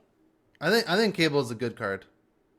I Yeah. don't think there's any. I don't think there's anything going around it. He's not broken, and he's definitely better than not bad. I think. Cable going into a 2/3 with a disruption, like a 2/3 stealing a card from your opponent. Insane. It's a good card. You know, not insane. It's not broken, but like it's a good card, and it's a card that mainly is played in Mill now, I guess. For obvious reasons, but yeah, it can be splashed in other decks too. There was a time, like maybe a month or two ago, before these new cards came out, where Cable was just in a lot of random decks, just like unironically, like just good mid range decks. Like he's just a good 2-drop to have. Yeah, I think all the Loki decks were pretty much playing him, obviously. Yeah. You know, we had Loki for so long. And then even now, I think Arsham decks are still playing him. You know, you have the extra energy, so, you know, why not generate a few more cards for 2/3? You could play it on turn 1 in an Arsham deck. So, yeah, I think he's a good card. I agree 100%. Yeah. Carnage. I think Carnage is a good card. Yeah, I would say it's close to broken, but yeah, I would say good. Yeah. Okay. No, Yeah. like he's definitely good. Top of good. Like one of the best destroy cards. You know, what is this? Cable can't move. There we go. One of the best destroy cards. Definitely. And just like Unreal Tech against Clog. You can always throw it in list just if there's a Clog heavy meta. It's just good to have a 2-drop Carnage. Almost always gets you value every single game. Yeah, there's nothing. It's just like a card that you can splash in a lot of decks. Mainly, obviously, destroy. Phoenix Force, obviously, and playing a lot of Carnage. But like Carnage is awesome as a 2-drop. One of the best. I think one of the best 2-drops. But real good in the decks that he's in. Yeah, he's not. There's no substitute for him in Phoenix Force and Destroy specifically. There's no 2 that kills stuff. Like it's just he's the best in slot. and you can't build a destroy deck without him. He's that good. He's absolutely insane. I mean, even that he himself can get up to a 2/8, and he has so much more upside on top of that is just crazy. And yeah, the card's an absolute monster. Yeah, it's a machine for the destroy archetype as well because you're destroying cards, you're getting rid of your death, pumping up your null, that kind of stuff, and then if you're destroying stuff like Bucky Barnes, like Carnage Bucky Barnes is like a 4 power 4/10 or whatever, it's just like that can't be Shang-Chi. It's sick, but you usually pair it with other stuff like Deadpool. It's an insane card, and even when you had your what was it, your Scarlet Spider list, with the Nimrod. And I'm just like, bro, just put in like Carnage and Venom. And then you did like a day or two later, and you're like, yeah, it's just way fucking better with It's these so cards. good. Yeah. It's just so good. Yeah. It's just way more consistent. Like, yeah, like it's so good. Mhm. Yeah, yeah. We didn't even talk about the Nimrod stuff, but yeah, Carnage. I think I've said this before, and I'm just gonna go back to it. Like, I don't forgive Alex Kocha when they did their Destroy tier list like 6 to 8 months ago, Yeah. and he put Carnage as number 9 out of the top 10 Destroy cards. Out of destroy cards, yeah. That's burned in my memory, and I was like, bro, Yeah. there's no way. Not even close. Cozy did let him have it, I will say. But like, yeah, Carnage at number 9, I was like, get the fuck out. This is like 1 or 2. Like Anything outside of the top 3 is blasphemy. exactly. All right. Colleen Wing. I'll let you do this one because I don't play too much discard ever, but you tell me. Calling to me is not bad. I mean, there's some fringe hella lists, like depending on what the meta is, what the OTAs are looking like. You can play her in hella. This isn't the time to do it, but yeah, she's obviously core in Modok discard, core piece, but I don't think she is like I would say similar to Cloak. Like I think she's similar power level to Cloak and move, right? That she is to Modok discard, where like you're happy to get her if she hits Swarm, like that's fantastic. But she doesn't always hit Swarm. She doesn't always line up. You don't always have the exact draw, but sometimes she does. And when she does, she's great. 2/4 body. I think just because of her stats and how she's like pretty consistently going to represent like at least like 7 power. Based on what she hits as a 2 power card. I don't see how that could be less than not bad. But she's never winning you the game on her own. She's not the driving force. Like she's not MODOK. She's not Dracula. She's not even Proxima Midnight or Apocalypse. So, she's not even like in the top 4 of her own deck. So I can't put her in good. Yeah. All right. I agree with you. Mm-hmm. I'm not even going to, argue. That's perfect.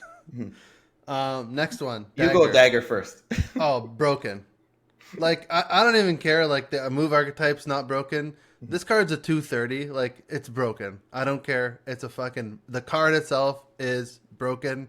It's unreal. The card is unreal. The change they made to +3 is sick. It's a really cool card. I hope they never change it. I think it's unless they make move insanely broken, which they won't. But yeah, I think the card itself is a broken card. I don't know if you can really argue as like a 230. It's just it's a broken card. Yeah, I agree. And we did the move tier list when Ben Roller came on. This was my number 1 card on the list. I just thought this was the best move card in the game at that time. She's still the same. They haven't nerfed her. So yeah, man, this card's busted. Yeah, this card's busted. Yeah. She just suffers from the archetype that she needs to be in. That's it. But you get these new cards, and moves made a comeback the last month. So it's not a fuck around deck anymore. Mm-hmm. All right, next one, Domino. I think Domino's dog shit. I don't care about the copium fucking Domino list from before. Oh, I might make this more consistent. No, it's a dog shit card. I don't care. I agree, and I love Big Dick Wiccan. Shout out Big Dick Wick. There's so many good 2s. You really don't even need to play Domino. You can, it's fine. You can cope. You can play, there was a Domino list for like a week at one point. You can play it. It's not like, totally unplayable, but I could say the same thing about Lizard. Like at the end of the day, like these cards, it's not tier 1, it's not tier 2 deck, not tier 3. Like it's not a real deck card in a real deck. So it's dog shit. Yeah. It stops you from drawing, like it. Unlike Agatha gives you an extra draw. Like this card stops you from drawing. It actively loses you the game, and as a payoff, you get a 2/3. Like that's dog shit. And I think they need to move her up to a 4 as well. Yeah. This one, Falcon, is the next one. Mm-hmm. This one's tough for me, only because change to Black Swan activate, I would call this a dog shit card. And I don't care. I played a lot of Falcon. There's the bounce cope people that played Falcon. But Falcon, like you said earlier in this pod, did get cut from a lot of bounce lists. And this is like a bounce card, right? Like, and it got cut from bounce lists because it's dog shit. It's not good to play. It never felt really great to play a lot of the time. But bounce didn't really have any other options. So pre-activate Black Swan, I think dog shit card. Now, I don't know, man. It might be good. Like, it's good. I'm struggling. What I'm struggling with is between good and not bad. And I'll let you make the call. But I played a lot of bounce, and like, if you have Black Swan on the board, Falcon seems amazing. Like, I'm not afraid to play my 1-drops. I'll play them all and then just Falcon them back, knowing that I can make them 0 with Black Swan. It just seems like it seems like a good card in bounce right now. But I guess like there's part of me that like doesn't want to let go of how bad it was for so long. And I like, you know, if I'm being objective, maybe he's a good card now, but like if I'm going on feeling, I can't in good conscience put him in the good tier. It's like I just don't want to. It's so funny. I agree with everything you're saying, like 100%. Like I don't think he was very good before either. Like I don't know about dog shit, but definitely like not great before, you know. And I think it's not just the Black Swan. I think one other thing that's been helping him a lot is there's so much clog now. And this card's way better than Beast into clog. Beast can get clogged himself. And or like, you know, you're throwing shit in and they beast it back. Like they don't want to beast that. They could clog their hand with random shit you're throwing across the board. So like they don't want your Green Goblin like in their hand, you know? Like, I mean, I guess it's nice to bounce it, but like Falcon is global. He hits the whole board. So like, you know, like cards like Debris, like, you know, Falcon's pretty nice. Like you clear out all the rocks on the board. So yeah, and obviously bounce is like maybe the best deck in the game right now. So I am kind of leaning good with this. But yeah, I like the Falcon card himself. You know what? I would say not bad. Good. Yeah, perfect. I'm putting him in not bad. I can't put him in good. Just because the other cards in bounce are so good. Like Silver Sable is like unreal. You know, like Beast is unreal. Like like there's so many. Like, Agent Venom's ridiculous. You know. I just feel like Falcon's kind of like just pairing with Black Swan. And I think he's going to be cut when Toxin. I think when Toxin comes out, he's going to be cut. Yeah. But maybe not. I don't know. We'll see. But like, or maybe like, both. But he's like, I'm not a bounce guy, so I have no clue if he is or not. But yeah, maybe we're tripping. Hey, let us know in the comments if we're tripping on Falcon, because maybe we're biased there. Who knows? I just hated him for so long that I just like I can't like. I don't know. It just feels wrong to put him in good. Forge. This one's a little bit weird. I mean, to me, he's not dog shit, but he's not good. So I guess that puts him in not bad. But I'd say he's leaning more towards dog shit than he is leaning good. So for me, I would put him at like the end of not bad. He had a good run. I don't like. He's not in a lot of decks anymore, and I don't know. But I don't think I could call him dog shit. Okay, good, because I was kind of leaning good. So. I've been a big time Forge believer from the beginning. Like I always thought this card was insane. I guess in 2-1 in his current form, he's fine. Like I think he's really good in like Surfer and stuff right now still. Even in current meta, and a lot of these Surfer decks are really good, and like they're kind of competing at the top of the ladder. So yeah, I think not bad seems right with Surfer. Yeah, he's a 2/2. He's a 2/2. Yeah, he's currently he was a 2/1. He was a 2/1 +3 at one point, but this isn't updated. Yeah, so it's just baseline 4 power, but it gives you 2 green power, which is better than normal power most of the time. So yeah, pretty sick. Yeah, I think he's not bad. I can't put him in good. I don't think. Hulkbuster is a 2/3. You go okay. You play way more Hulkbuster than I have. Yeah, I mean, in Phoenix Forest, Hulkbuster's great. In Destroy, Hulkbuster's great. In any other deck, he's horrible. So to me, he's a not bad card. Okay. Yeah. Sure. I'm down. I think he's good. I love playing him all the time, and I have like the best split ever on him.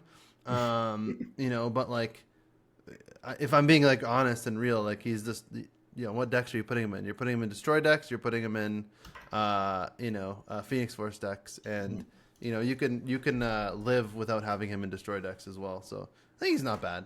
Like he's a good card in the decks he's in, but like overall, he's not a bad card, I think. And yeah, for visual watchers, yes, he's a 2/3 now. Yes. Yeah. Shocker. Dog shit. Even in high Evo. Yeah.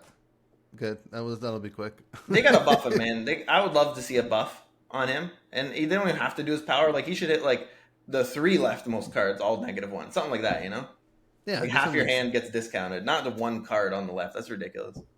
Yeah, or like 2 random cards, and make it Yeah, just 2 2 random. random would be nice. Yeah, just let's get it. Let's Yeah, get it going with Shocker. Like, what like are we buff doing? it, but don't make it targeted. Yeah, So that way yeah. it's like, yeah, It doesn't because have to be left is targeted, targeted. right? Yeah. Pardon me. It doesn't even have to be targeted anyway. Yeah, it's just you're reducing cards. It's always good.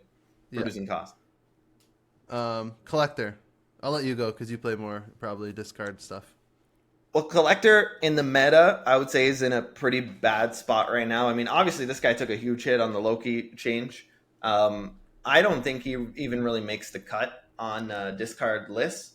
But I can't in conscious say dog shit because I'm looking at the dog shit tier. All these 5 cards, I think he's clearly better than. And so to me, he's at the end of not bad. Okay. I think Forge is way better than him. But I don't think Forge is borderline good. But I would say not bad just because there could be a deck that pops up that Collector is like a part of. Yeah. I'm happy to do that. That's fine with me. Yeah, and the discard list that I've played on my climb, like that I played against, no Collector in sight. Yeah. Yeah, he's just not making the cut anymore. Yeah, I'm not playing him, but yeah, I mean, you see him once in a while, but he's similar to Angela, honestly. Like he's probably about as good as Angela, to be honest, because he's gonna be in the deck that he's in. He's gonna be at least a 2/5, 2/6, like at least, Yeah. And he got a little more upside where he could get up to 8 or 9 power. Basically, literally Angela. Yeah. Yeah. Goose. I think Goose is not bad. Not dog shit. Not good. Nice tech card to have to pepper in these random lists here and there. I think it's not a bad card. I agree, but I would say he's on dog shit watch, and this used to be one of my favorite cards in the game. Goose used to be one of my favorite cards in the game. He keeps getting like there's so much cost reduction in the game now, and we're gonna have anti-venom soon, and there's so many ways, like War Machine being ongoing. I can't fucking breathe. He's on dog shit watch. Alright, keep going. I'm sorry. Like, just think about War Machine. Like, It's true. War Machine's an ongoing. Like, you're just playing the Goose Lane. Like, it's just they keep doing this. Like, it's like Storm, right? Like, they just keep adding stuff in the game that just destroys Goose and destroys Storm. So, I mean, he's in a rough spot as far as like I would say power creep has caught up to him a lot, similar to Lizard, honestly. Like, Yeah. him and Lizard have had a bad run out as far as like new cards getting released into the game and OTAs. Yeah. All right. I should watch. That was great. Black Swan. I want to hear your thoughts on Black Swan before I chime in. Yeah, so I haven't played the bounce deck, so I don't know, how broken she would be. My first instinct is to say good with Black Swan. It's you still need to draw it, right? You still need to play it. It's a 1-turn delay. It's a specific combo. When it pops off, it's great, but like so is Hitmonkey. When Hitmonkey pops off, he's great, but you have to have the whole setup. So to me, it's a good card. Like if I draw this card on 5, I'm pretty sad, I think, right? So 5 or 6 is kind of useless, right? So yeah. No, good. Yeah, definitely good card.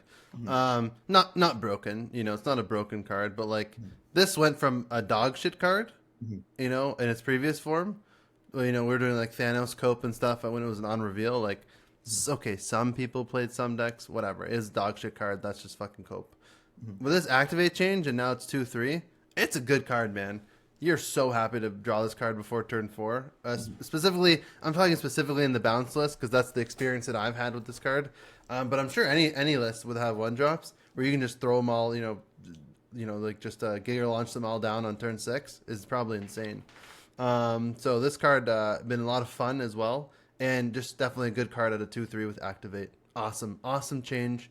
They nailed this one. It's just like it feels so good. This card feels so good now. And it's nice because like they gave us like the free variant they gave us during the season pass was like insanely cool variant. So it's cool to play my card. Yeah, the variant looks cool. It looks badass. And yeah, I mean, look, they knocked it out of the park with this activate. It's okay to revert Hellcow. Like we could find other ones. There's plenty of other cards that could just go to activate. Guardians, all these cards, like they could be maybe activate. It's okay. It's okay. Hellcow doesn't have to stay the way he is. Like it's okay. Yeah. It's great. Daredevil. This one's kind of odd. I don't know. I would say I would lean more towards not bad because he's pretty niche. Mhm. You know, when you can find a way to fit him in your deck, he's fucking sick. And like every time I play a deck with Daredevil, I'm always like, man, I gotta put Daredevil in more lists because he's fucking great. Mhm. But then like he just doesn't fit in other lists. So like that makes me think like maybe he's not that great.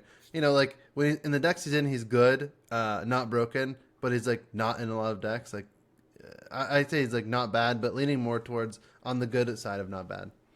Yeah, I mean Daredevil again is used to be a powerhouse, like used to be borderline broken, maybe and like definitely good. If you asked us a year ago, it's probably good, Yeah, But again, I mean Lockdown's been through a lot. Like there's a lot of ways to access all the lanes now. This card was a monster with old Spider-Man was ridiculous, and also with Professor X as well. And Professor X and Spider-Man have been kind of nuked out of the game. So, like what's Daredevil really doing these days? Storm's easier than ever to access. I mean, Nocturne came out to fuck with Storm, and Daredevil was like one of the linchpins to this kind of lockdown type of deck. And that deck's just again like Goose has just been kicked around like like kicking a cat. So yeah, I would agree with not bad on Daredevil. I still don't because I just still think he's bad. You still even if you're not playing lockdown, you still want to see like what they're doing on turn 5. So I can't that's say true. dog shit because I would like to see what they're doing on turn 5. Yeah, yeah. All right, cool. Dazzler is a 2/2. If you fill all the lanes, will be a 2/8. It's an ongoing. To me, if you asked me this card with Sandman's previous iteration, I would say this is a good card because it was always great in that Patriot list. Patriot Ultron, you play Sandman on 5, and then you can only play one card. You play Ultron, you fill the list. You fill all the lanes. This is a 2/8. That was a great card. I don't see this card too much nowadays. It's much harder to get that off. I guess it seems. And if you do, like, I don't know, I just don't see her. So like, if you ask me like before the Sandman change with just that one list, I would say she's a good card. I can't say she's dog shit, but I would say she's not bad now.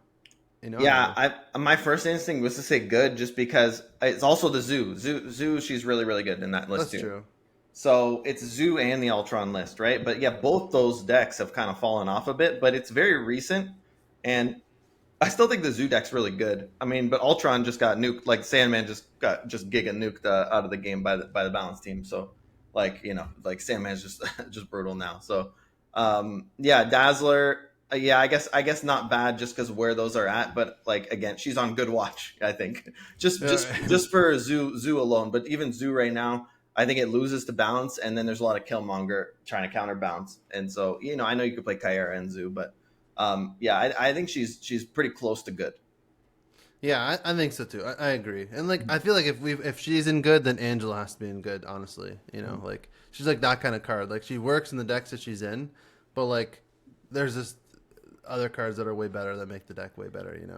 To me, she's similar power level to Angela, but easier condition to meet. Like Yes. you don't always have the kitty pride, But if you're playing Yeah. a Zoo deck, you basically always fill up every lane, no matter what. Yeah. Just all your Yeah. cards fill the lane. Like you draw Shayna, it's already like a 2/8 Dazzler, So Yeah. yeah. This one's gonna be interesting. Hazmat. With Ajax being released, a lot more Hazmat decks. Hazmat's seen a nice resurgence. I've seen some, Annihilus Hazmat stuff, going on. I don't this I don't know. Well, I want to hear your thoughts because this one's kind of tough for me actually. I'm leaning between good and not bad, but like I'm leaning more towards not bad personally, just because like I don't know. Do I put her in the good? Then like, do I feel like she's better than like all of the cards that we have in not bad? I don't know. Yeah, when we went to SnapCon, which was what, like late August, kid, or what? No, it was early Yeah. September, No, it was late August. late August. So yeah, It was like mid August. It was mid August. It was like August 14th, 15th, 16th, okay, around there. so a little less than 2 months ago, I think she's good for sure. Yeah. These Ajax decks were amongst the best decks in the entire game at the time. I think Clog was like maybe the best deck in the game at the time. Yo Woody won that tournament, right? And but playing against all the best players in the world, he was playing a Clog deck.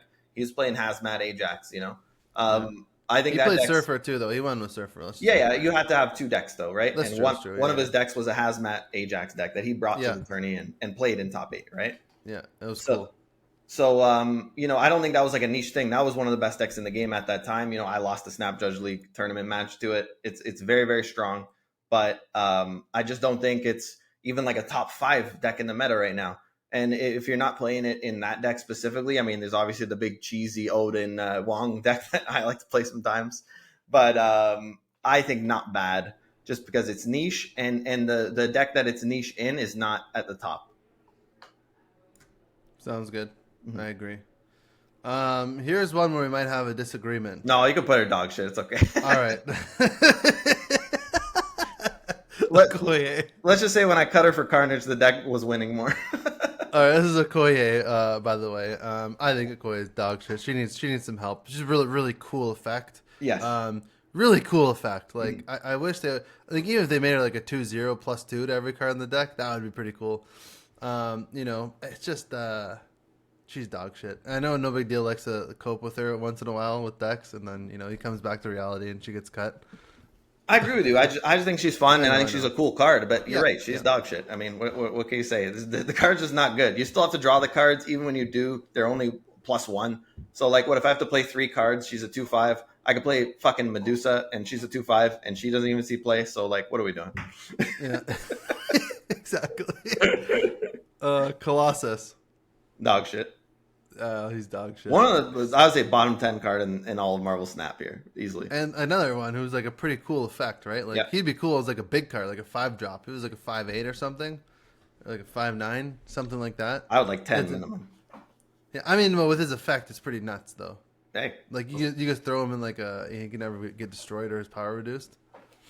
But yeah, anyways, he'd be better off doing that. He's like a snap condition when you see Colossus played. Like it's probably bot time and you're snapping, Yeah. So, for that, he might be not bad. But him and Okoye, both bot cards. Yeah, exactly. Morbius. I can't say less than good with Morbius. No, exactly. I think he's got to at least be good. I don't know if we can actually call him broken. But he's like he's on Broken Watch. Like he's in the discard list. He's really good. He's good. We're putting him in good. Yeah, I think with Dagger, like the move deck has seen a lot of meta play in the last month and still really good. I think the MODOK list is a little bit of a step behind the move list. And but Morbius is just an absolute rock star in his archetype. Like he just it's like a 2/14. It's ridiculous. Yeah. Play this card with MODOK, like absolutely insane. So in his archetype, he's unbelievable. But it's only that archetype. Yeah, and if we're gonna compare apples to apples within archetypes, like apples being like just power, pure raw stats comparison, Dagger is like a 220 easily. Yeah, it's like 3x the Morbius. Yeah. Whereas Morbius is like tough to get to a 220. Yeah. So and I've seen Daggers being in the 30s before. So like within the archetype, like Dagger's just way fucking better than Morbius. Yeah. Power wise. But Morbius, great card. I think he's, definitely good. Invisible Woman, I say not bad because she's just so niche. So she comes and goes from the meta. She's not dog shit. She's not good. She's like, when she's good. But when she's like, the meta doesn't call for it, she's dog shit. And she's not bad, I think. And if she's ever really good, very easy to counter as well. So I agree with your assessment there for sure. Yeah. Craven, he's a 2/3 now. Man, this is tough. Like, he's getting cut from move lists. Like, he's not dog shit. And just because he's getting cut from the move list, even after getting buffed, I gotta put him in not bad. Like, I can't call him good in good conscience. Yeah, not bad for sure. And honestly, borderline dog shit. Maybe. No. I'm trying to make this card work, and I keep losing games, kid. I keep losing because I have Craven in my deck. I take him out, the deck starts doing better every time. Maybe that's power creep because there's some other, just broken 2-drops.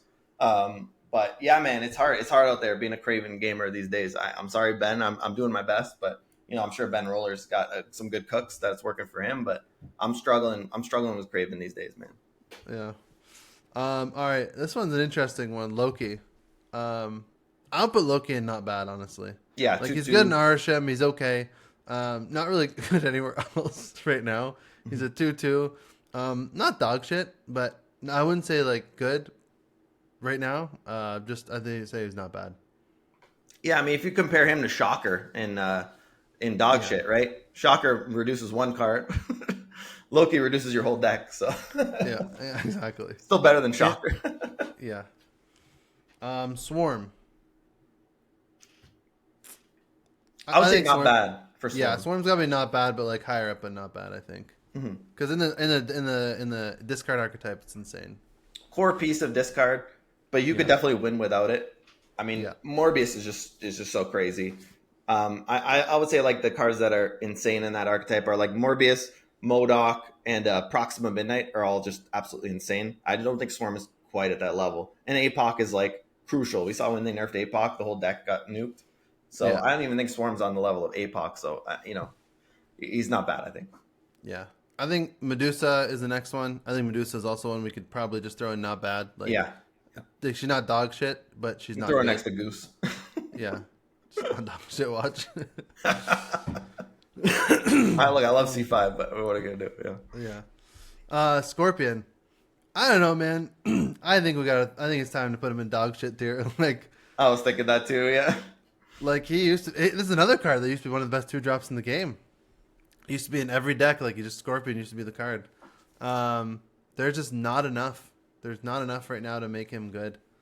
And I think he's just got to be in the dog shit tier. I can't even call him not bad. Like It's he's sad another. because he didn't. At least Lizard got nerfed. Like Scorpion didn't even get nerfed. No.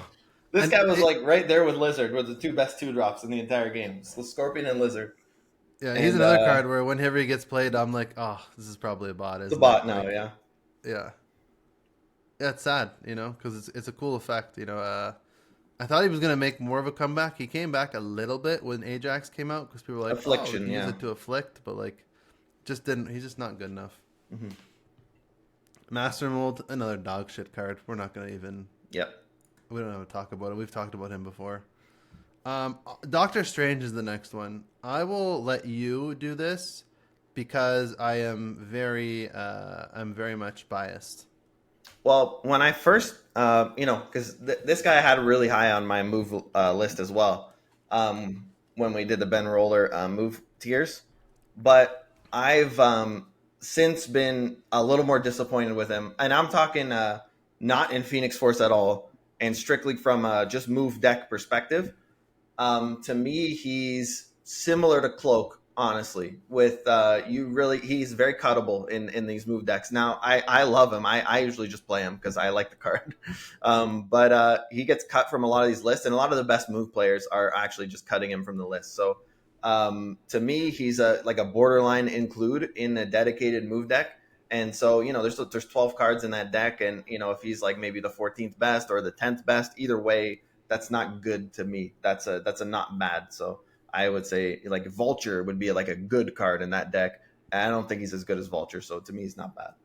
Okay, I'll put him at top of not bad then. Because If you in think Phoenix he's good, kid, put him in good. I'm not. You're no, I more of can't. a Doctor No, Strange user than I am. I'm only Phoenix Force Doctor Strange user, and in the Phoenix Force list specifically, he's like borderline broken. Like I would borderline put him up into the broken tier. Okay, Specifically in let's Phoenix go Force. good then, because Phoenix Well, Force is a but- big part of the meta right now. Like, But is he better than all the? Can I say he's better than like Angela, yeah, for sure. Daredevil, and stuff? Yep. For me, I'm happy to have him at top of not bad or bottom of good. Let's Like he's go, a 'cause 2-3. Like he's I think you could comfortably say he's better than all the cards and not bad. So let's go good. okay.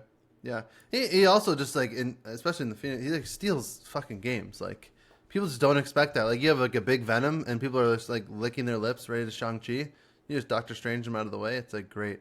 Not to mention you could pull like all your multiple man clones into one lane and just like he's a two energy that brings Like a 2/4. yeah, that brings like 3 multiple men over. It's like Yeah. it's crazy. The stuff you can do with this, the shenanigans you can do with this card is like absolute insanity. Hey, with Human Torch as well, like it's crazy. So like he's borderline broken at a 2-drop in the Phoenix Force deck.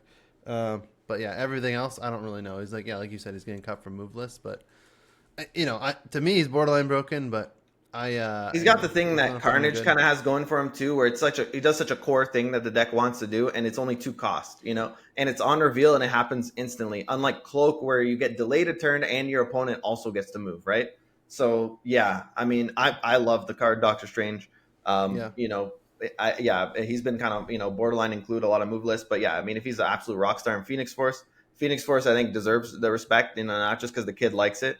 There are times where I think Phoenix Force was kind of coping and just, okay, Jet and these guys just like to play it because they're just playing it. But I think Phoenix Force is a legitimate, really good deck in the meta right now. A lot of people are playing it at the top of the ladder. So, Well, let's yeah. talk about Jet. He finished number 2 in the world last month. Yeah. Only played Phoenix Force. So Only played Phoenix Force. yeah. He streamed for like 3 hours a day. He started streaming like the last couple weeks, and he's only grinding that Phoenix Force list at the top of the meta. He was he was top 5 a lot of time. I think he finished number 2. If it was number 2, it was number 3 in the world. So like, let's like not fucking split hairs here. Who gives a shit? Like, you're top fucking 100 in the world. You're an insane player. Yeah. You're good. He finished like top 2 or top 3 in the entire world last month, only playing Phoenix Force. It was awesome to see. Hey man, like I said, I'm on my move tier list. I had Dagger 1 and I had Phoenix Force at 2. It's a really good card, and if Doc Strange is an absolute core piece of that deck, then he deserves to be good. Yeah. All right, I like it. Scarlet Witch. To me, this is a not bad card. Not dog shit. Not good. It's good once in a while, but most of the time you never really sees play. It's cool 2-drop that changes locations. It's in some decks here and there. I don't know. It's not bad. To me, this card is right where Lizard is, and Oh no! you asked me a year and a half ago. Cool surprise card. Some of these Sarah Tech decks were playing Scarlet Witch. You shut off that Limbo. This deck. But like, when are we really playing a Scarlet Witch in our deck? Like, let's be honest. Like, you can't put Scarlet Witch in your deck. It's a 2/3 that loses you the game sometimes. I don't know, man. This is dog shit card to me. I don't like this card at all. And right. I think the effect's cool, and I like the lore and the artwork, everything. But as far as like playing Marvel Snap, I mean, this is. I think win rate's going to go down when you put Scarlet Witch in your deck. Period. Worse than Medusa? Yeah, definitely. Medusa's a 2/5. Right. I know. Yeah.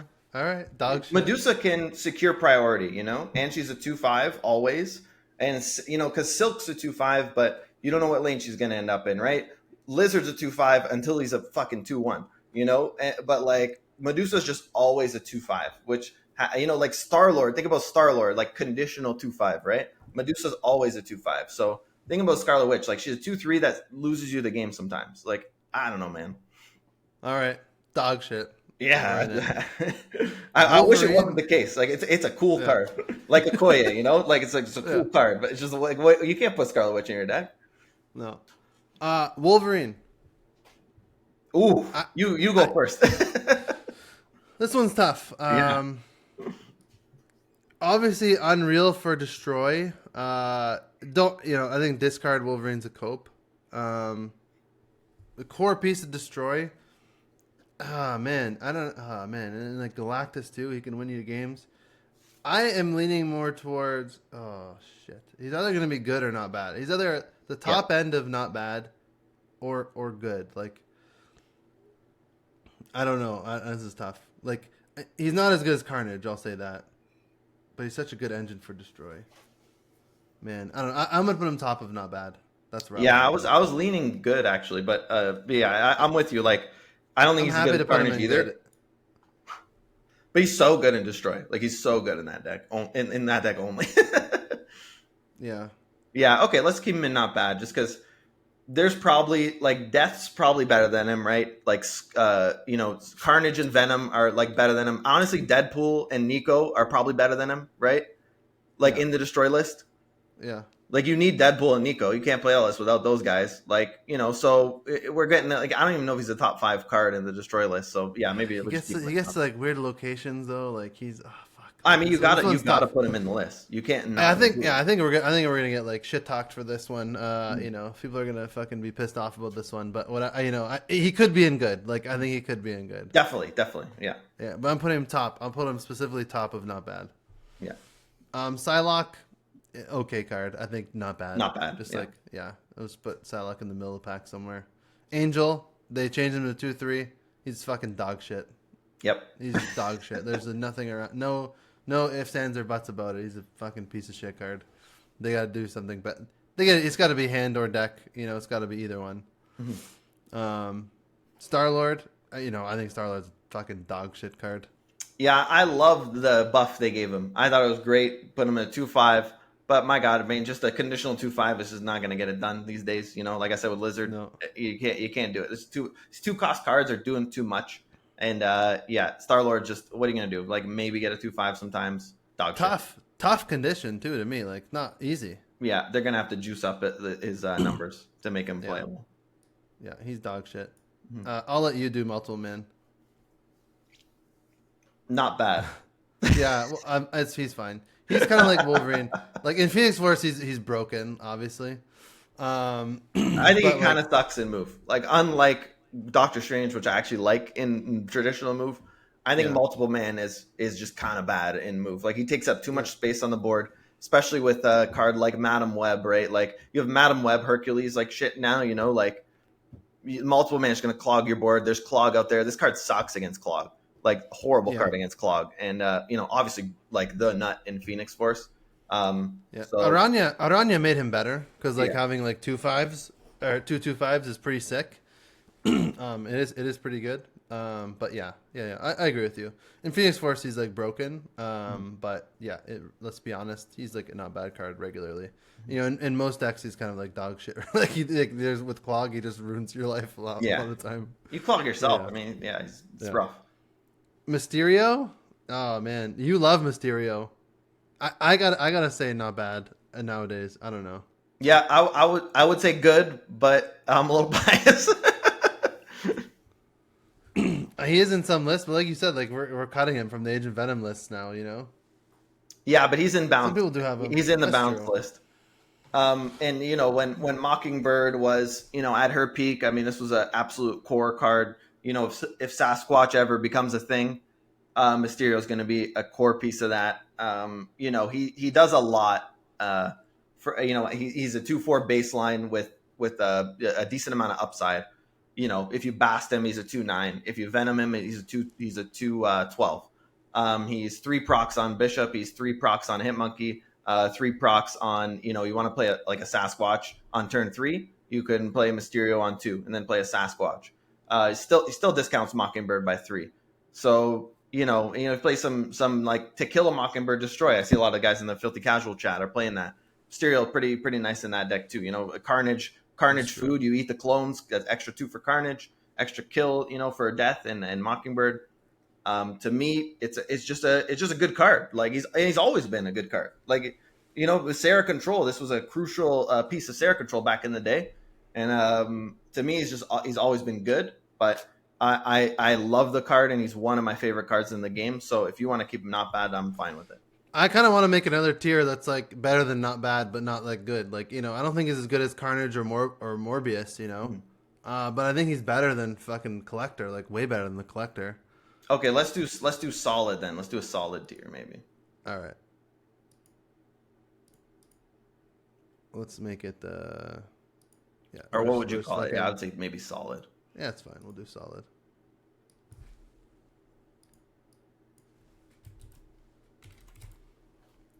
Yeah, I get Wolverine multiple man in there too. Yeah, I'd say even Daredevil. Honestly, I'd do Hazmat too. I do Hazmat and Daredevil. Probably stop at Swarm. Yeah, that seems about right to me. What do you think? Yeah, I like that. Because Hazmat's still in like that Ajax deck's still really good. Yeah, it doesn't sit right with me that like yeah, that like that Mysterio's like in the same tier list as like Goose. Like we can't do that. Yeah, we didn't know we were gonna have 40 cards and not bad. So yeah, we can do it. All right, Mr. Sinister. I think this is your quintessential not bad card. Agreed. Like he's not dog shit, whatever. You got some combos that can make him kind of good, but even then, he doesn't like win you the game. He doesn't pop off crazy. He's just fine with the Forge and Patriot. Yeah, I think Quake is another one, just not bad. Yeah. Was bigger before, but like has fallen off. Yeah, when she first made the change, I thought this was going to be broken, but it turns out she's just not bad. That's it. We have Silk as a 2/5. I think not bad, man. Like I think she's really good. She's attached to Craven, Yeah. We'll put her in there. Like I can't call her solid because she's getting cut from a lot of these lists too. It's another card that I thought was maybe broken at some point. Just it's tough, man. It's tough to play her. I'd rather just play White Widow. Yeah, I think there's Maximus is a 2/6. He's maybe not bad on dog shit watch. Like, I agree. It's like he's better than Star-Lord, right? Because Star-Lord's like conditional 2/5. This guy's always a 2/6, but he draws you to. He did pop up in some decks, that like the tech decks, right? Where they would just include Maximus. So yeah, but definitely on dog shit watch for sure. And maybe just dog shit. I know, yeah, it's tough, right? He might be. As a 2/6, that's kind of wild. Yeah. Mojo. I think Mojo's dog shit. I think it's just Cope, honestly. I don't think so. I think Mojo's not bad. I think he's a core piece of the Spectrum deck. I still think is shit. What? It's shit. It's a shit deck right now. No. You play Jean Grey and you put Cosmo, you auto win against Hela every single time. The Hela it's the only people say you can't interact with Hela. That's the one thing you can do always. They have to play their Hela there. They have to play one card at a time. They can't clog. They can't do shit. They have to play their Hela on the Jean Grey Cosmo. Therefore, they straight up lose the game. And then you still have some play. I mean, kid, you watched me win a tournament match with this deck, Yeah. Like, and that was against like a meta surfer list, I kind of dummied him, right? Like, You're absolutely right. Jean Grey, Cosmo, very good cards in that list. Yeah. Mojo, not. I think Mojo's a core piece of the deck. You need the Mojo because they're gonna fill up the Jean Grey Cosmo lane. You throw a Mojo in there, let's go, man. That's 2/8. So I don't know. Okay, I'm actually fine with you putting him in dog shit. No, I'm okay with him being not bad, but as long as he's on dog shit watch, that's all I gotta say. No, you could put him in dog shit because other than that deck, what are we doing, right? So nothing. He's dog. He's fucking dog shit. It's fine. Yeah. I'd rather have Bucky and Scarlet Witch over Mojo. Mm-hmm. Jeff, this is a tough one. What a fall from grace. The power creep on this card. Yeah. This is one of the most broken cards in the game before. Not broken, but like one of the best cards in the game. 6 months ago. Now, like I would definitely am not putting Jeff in broken tier. I'm debating between good and solid. I think he's got to go in good because he's still pretty good, but he's getting cut from a lot of decks, man. I think out of respect, we got to put him in good. He's on solid watch though. He really is. Man, this motherfucker got power crept hard. Like the War Machine too, right? Because like Jeff's whole thing is like because a 2/3 is not good, right? Like moving is good, obviously. But like just being able to play wherever you want is like an insane tech, right? Like that's insane tech. Mm-hmm. And now with War Machine, you can just play any card anywhere. Like fuck Jeff, right? Like what are we doing? Why do we need Jeff? Yeah. I mean, there's just so much, right? And we're gonna get to a card later that has power. Really, there's two cards that come to my head that have power crept him at this point, where it was just always best if you need a 2-drop just to put Jeff. Now there's two cards I would put ahead of him on that list that have kind of come into the game. So, yeah, man, it's tough. It's tough for Jeff out there, but I still think he's good though. I still think he's good, especially in the right list. You played like a C3. Obviously, C3s shouldn't really factor into a tier list, but like there are lists where you're locking down lanes. Like maybe you want him. I think about it though. Like, are we really including Jeff in almost any list? No, I was gonna say like personally, like if I'm being objective, he's like solid. Like he's solid, but like he's like. I haven't good at it. I think we should put him in solid. Like I think Prof X too. Like the Prof X nerf really hurt Jeff. Yeah. Being able to play into the Prof X lane used to matter so much, and now nobody's playing Prof X. So what do you need a Jeff for? Time to series drop Jeff now. He's not a big bad anymore. Wow. Cool. Yeah, I'm realizing that about a lot of these cards. Lizard, Jeff, Scorpion. Like, oh my god, these were like the powerhouses of the whole game. Yeah, crazy that we're putting them in solid. Sentinel, I think probably dog shit, right? Or do you think not bad? I was gonna say not bad, but it's only Cerebro 3, so I don't know what else. And not even all Cerebro 3 lists. I know, but I personally think you gotta put him in. He's so good in Cerebro 3. You want to put him in not bad? I don't care either way. Nah, dog shit. Fuck it. Yeah, he's dog shit. Let's be honest. Oh, Shadow King. This one's interesting.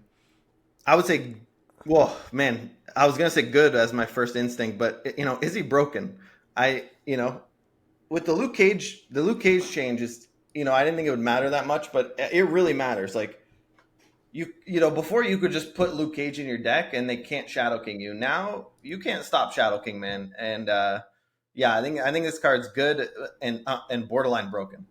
Yeah, I think he's good. I think he's good for sure. Definitely put him in the good tier.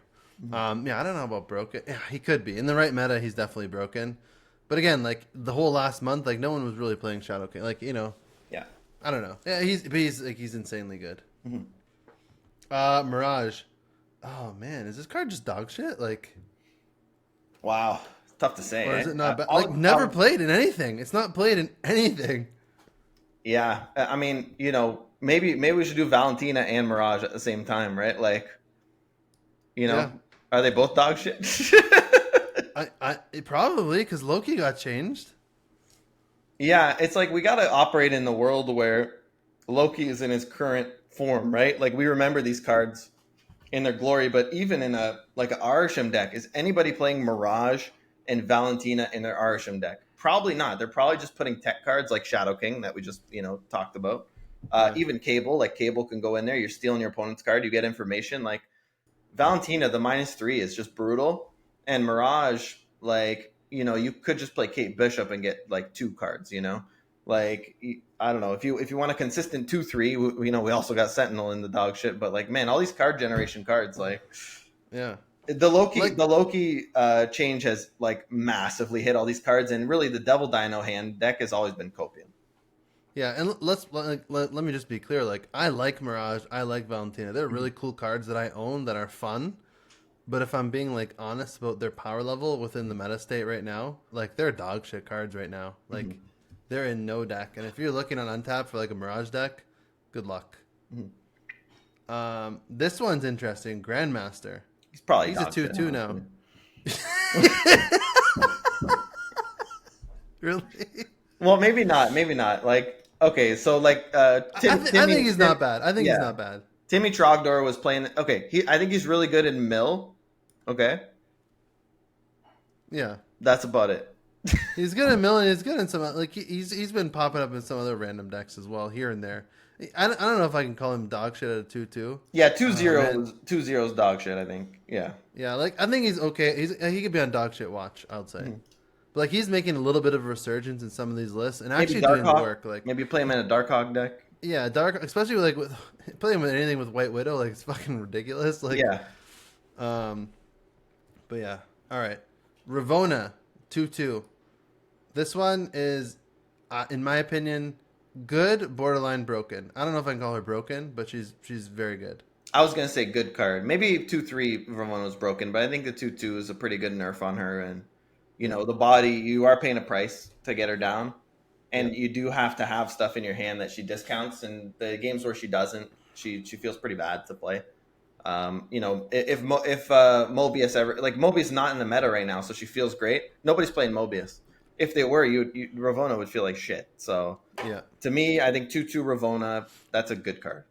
Yeah, me too. Pixie, I think Pixie's solid. Okay, I was gonna say not bad. Yeah, it's tough because it's such a niche. Like it's their own deck archetype, right? Like, and it's a solid deck archetype. Like one of the high level ladder players, Prodigy. I think he was in top 100 for sure, but I think a little bit, more on the better end than that. He was just playing like a Pixie War Machine deck the entire time, and like some other high level players, like when he like threw his take on Twitter, they were like that your deck was like a nightmare to play against, basically. Like every time we played against you, like it was fucked. Like I think Pixie's like a solid archetype. Like I guess as a card, she's not bad, but I don't know. Like the whole thing is like I don't know.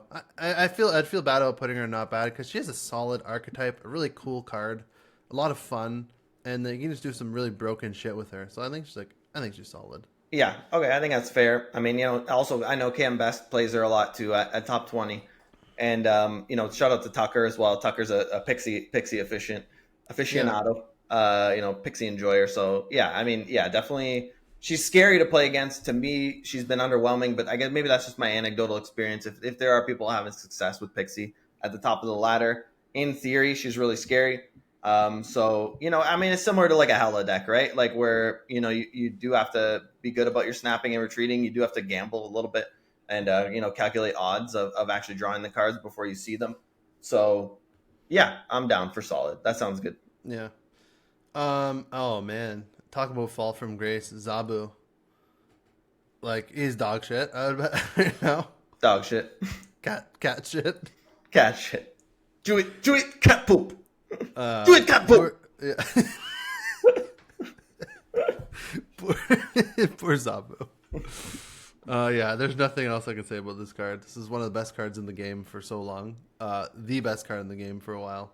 Yeah, dog shit now. Fuck. Havoc. This is interesting. Havoc's an interesting one. I think it's more. There'll be a lot of disagreements with Havoc. I think with people that have different experiences with this card. I think he's not bad. I'm happy to put him in not bad. Right now, he feels like a pretty solid to good card. But I would say I put him in not bad for the most part.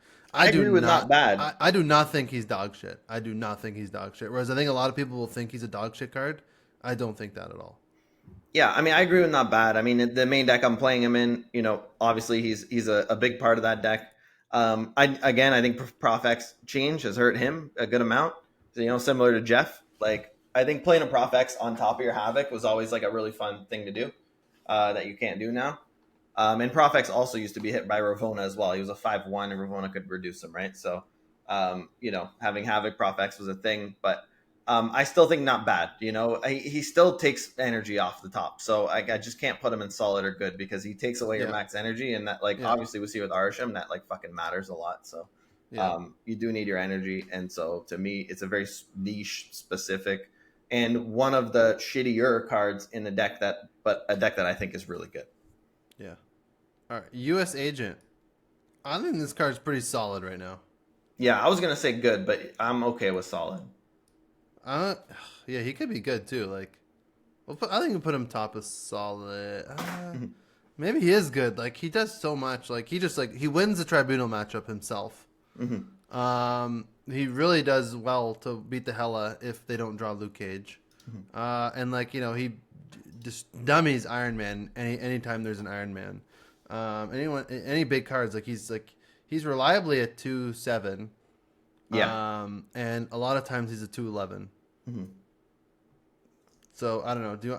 I think top of solid's good because he's kind of a little niche too, right? Yeah, and there's a lot of Luke Cage out there, so that is a little bit of feels bad. But yeah, the numbers on the card just feel pretty ridiculous to me. And there's a lot of small decks now too, right? Like Bounce, like he doesn't do shit against Bounce, right? Yeah, like, he doesn't do shit against these kind of decks. Mm-hmm. So like there's a lot of decks that are playing like Athena, that kind of stuff. Like he doesn't really do shit against them. So yeah, Luke Cage, Bounce, he struggles. So yeah, okay, let's put him in solid. Sounds good. Yeah, but he's a solid card. All right, White Widow. I don't think there's any argument here. It's probably one of the most broken cards in the game. Mm-hmm. Probably the best 2-drop. If I had to pick a best 2-drop, I think it would be unequivocally White Widow. Mm-hmm. For me, no contest. Broken card. This card's so sick. Yeah, that's all I gotta say. Yeah, it's crazy that the Kiss was a -4. They didn't really nerf this card that much. I mean, the clog is maybe even more important than the thing being -3, or just at least the pressure. Like if it was a -1, I think she'd be a lot worse. But the fact that it's a -3, you still have to deal with it. It's still a green goblin, but you also get a 2/2. You're playing it on curve. I mean, this card's broken. This is. I don't even notice it. This might literally be the best card in Marvel Snap. At least she has an argument for that at any cost.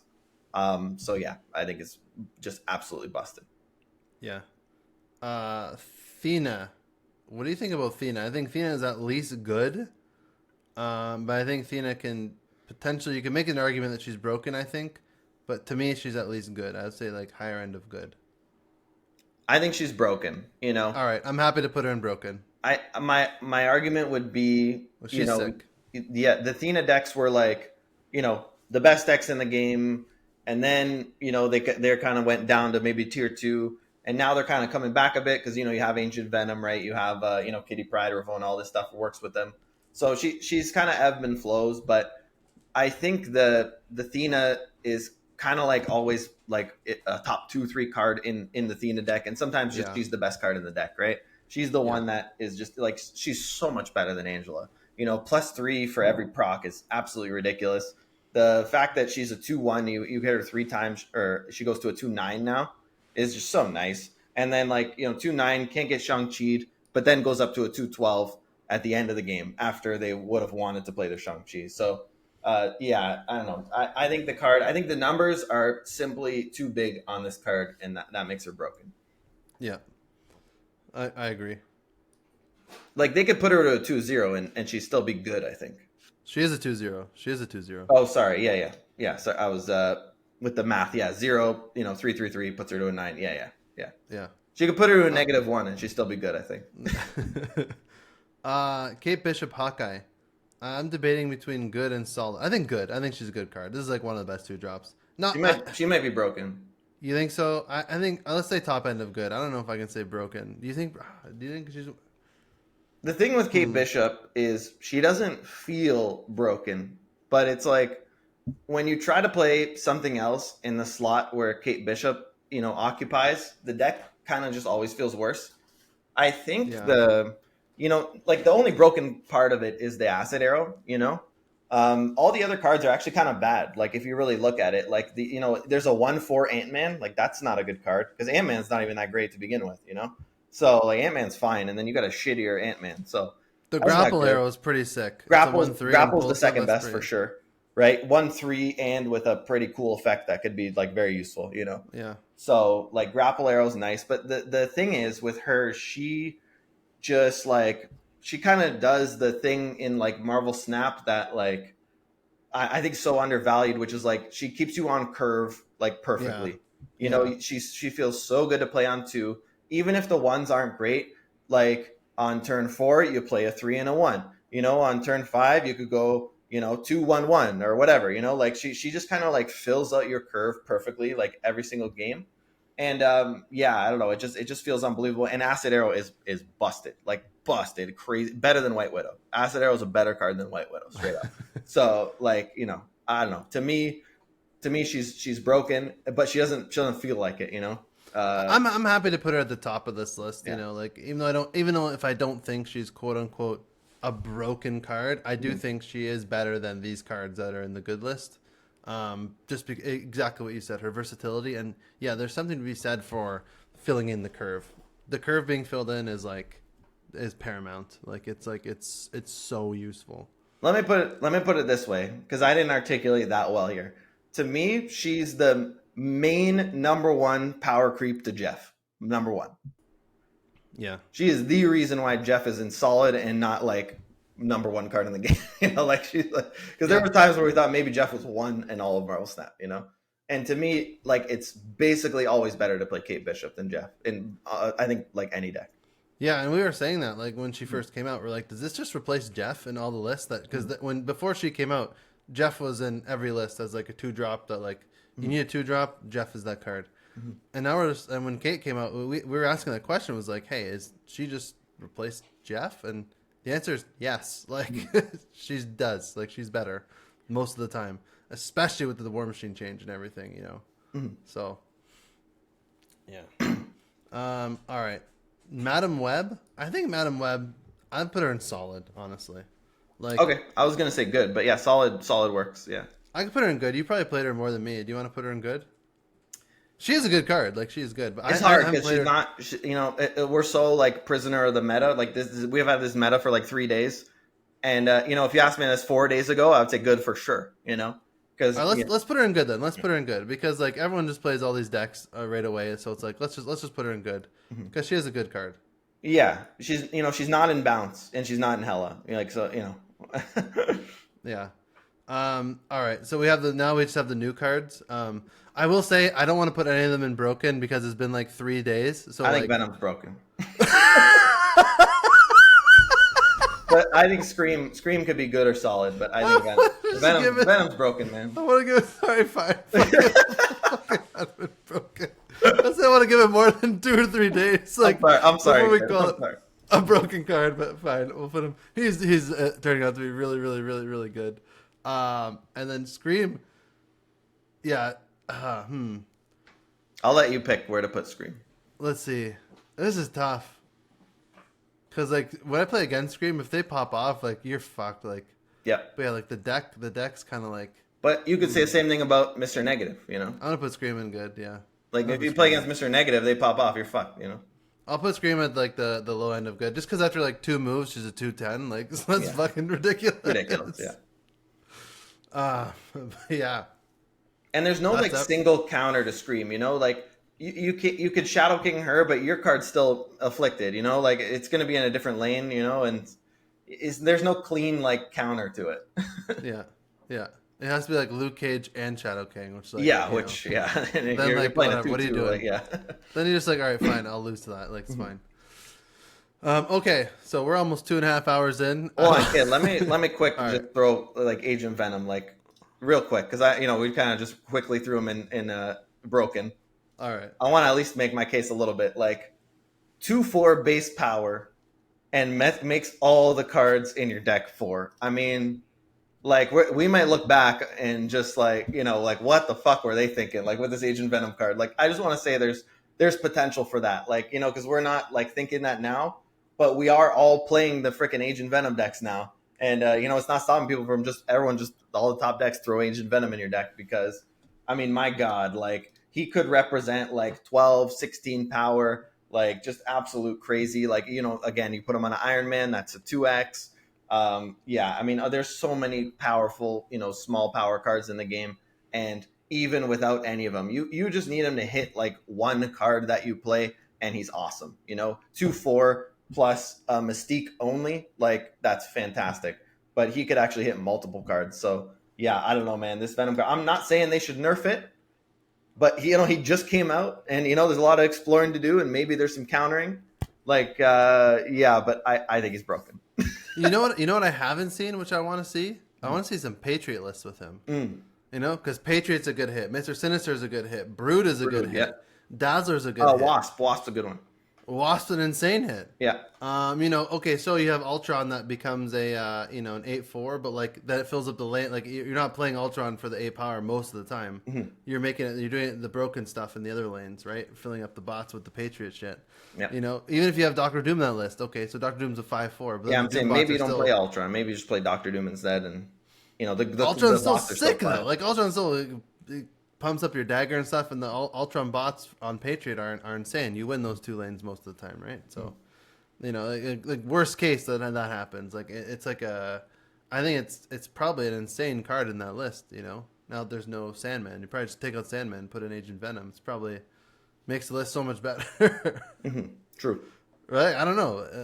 I want to see that experimentation. No one's done that I've seen anyway. I'm sure people have done it, but not popularized. I agree. Yeah, no, it's good. It's a good card. Definitely for sure. So we'll run the list real quick. Broken, the top 2 drops that we have, there's 5 of them. White Widow, Thena, Dagger, K Bishop, and Agent Venom for now. Obviously Agent Venom early, that's the caveat. We have a good cards. We have Morbius, Carnage, Shadow King, Ravonna, Black Swan, Cable, Doctor Strange, Madam Web, and Scream. Solid cards: U.S. Agent, Wolverine, Multiple Men, Mysterio, Daredevil, Hazmat, Jeff, and Pixie. Not bad cards: Swarm, Invisible Woman, Loki, Dazzler, Havoc, Forge, Cloak, Angela, Armor, Culling Wing, Hulkbuster, Falcon, Collector, Psylocke, Silk, Craven, Quake, Medusa, Mr. Sinister, Maximus, Grandmaster, and Goose on Dogshit Watch. And then we have the Dogshit tier: Scarlet Witch, Mojo, Baron Mordo, Lizard, Bucky Barnes, Domino, Shocker, Okoye, Colossus, Scorpion, Master Mold, Star-Lord, Angel, Sentinel, Mirage, Valentina, and Zabu.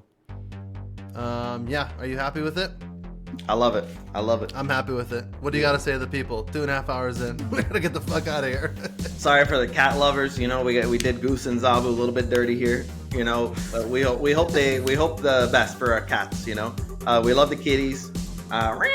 And let's hope for a Zabu buff. Maybe a little activate, little change. Hey, let's take Hellcow's activate. Let's give it to Zabu. How about that? I love it. And hey, yeah, the meta is really good. If you haven't picked up the season pass, definitely Agent Venom is definitely worth getting. Not only is he good, he's a ton of fun.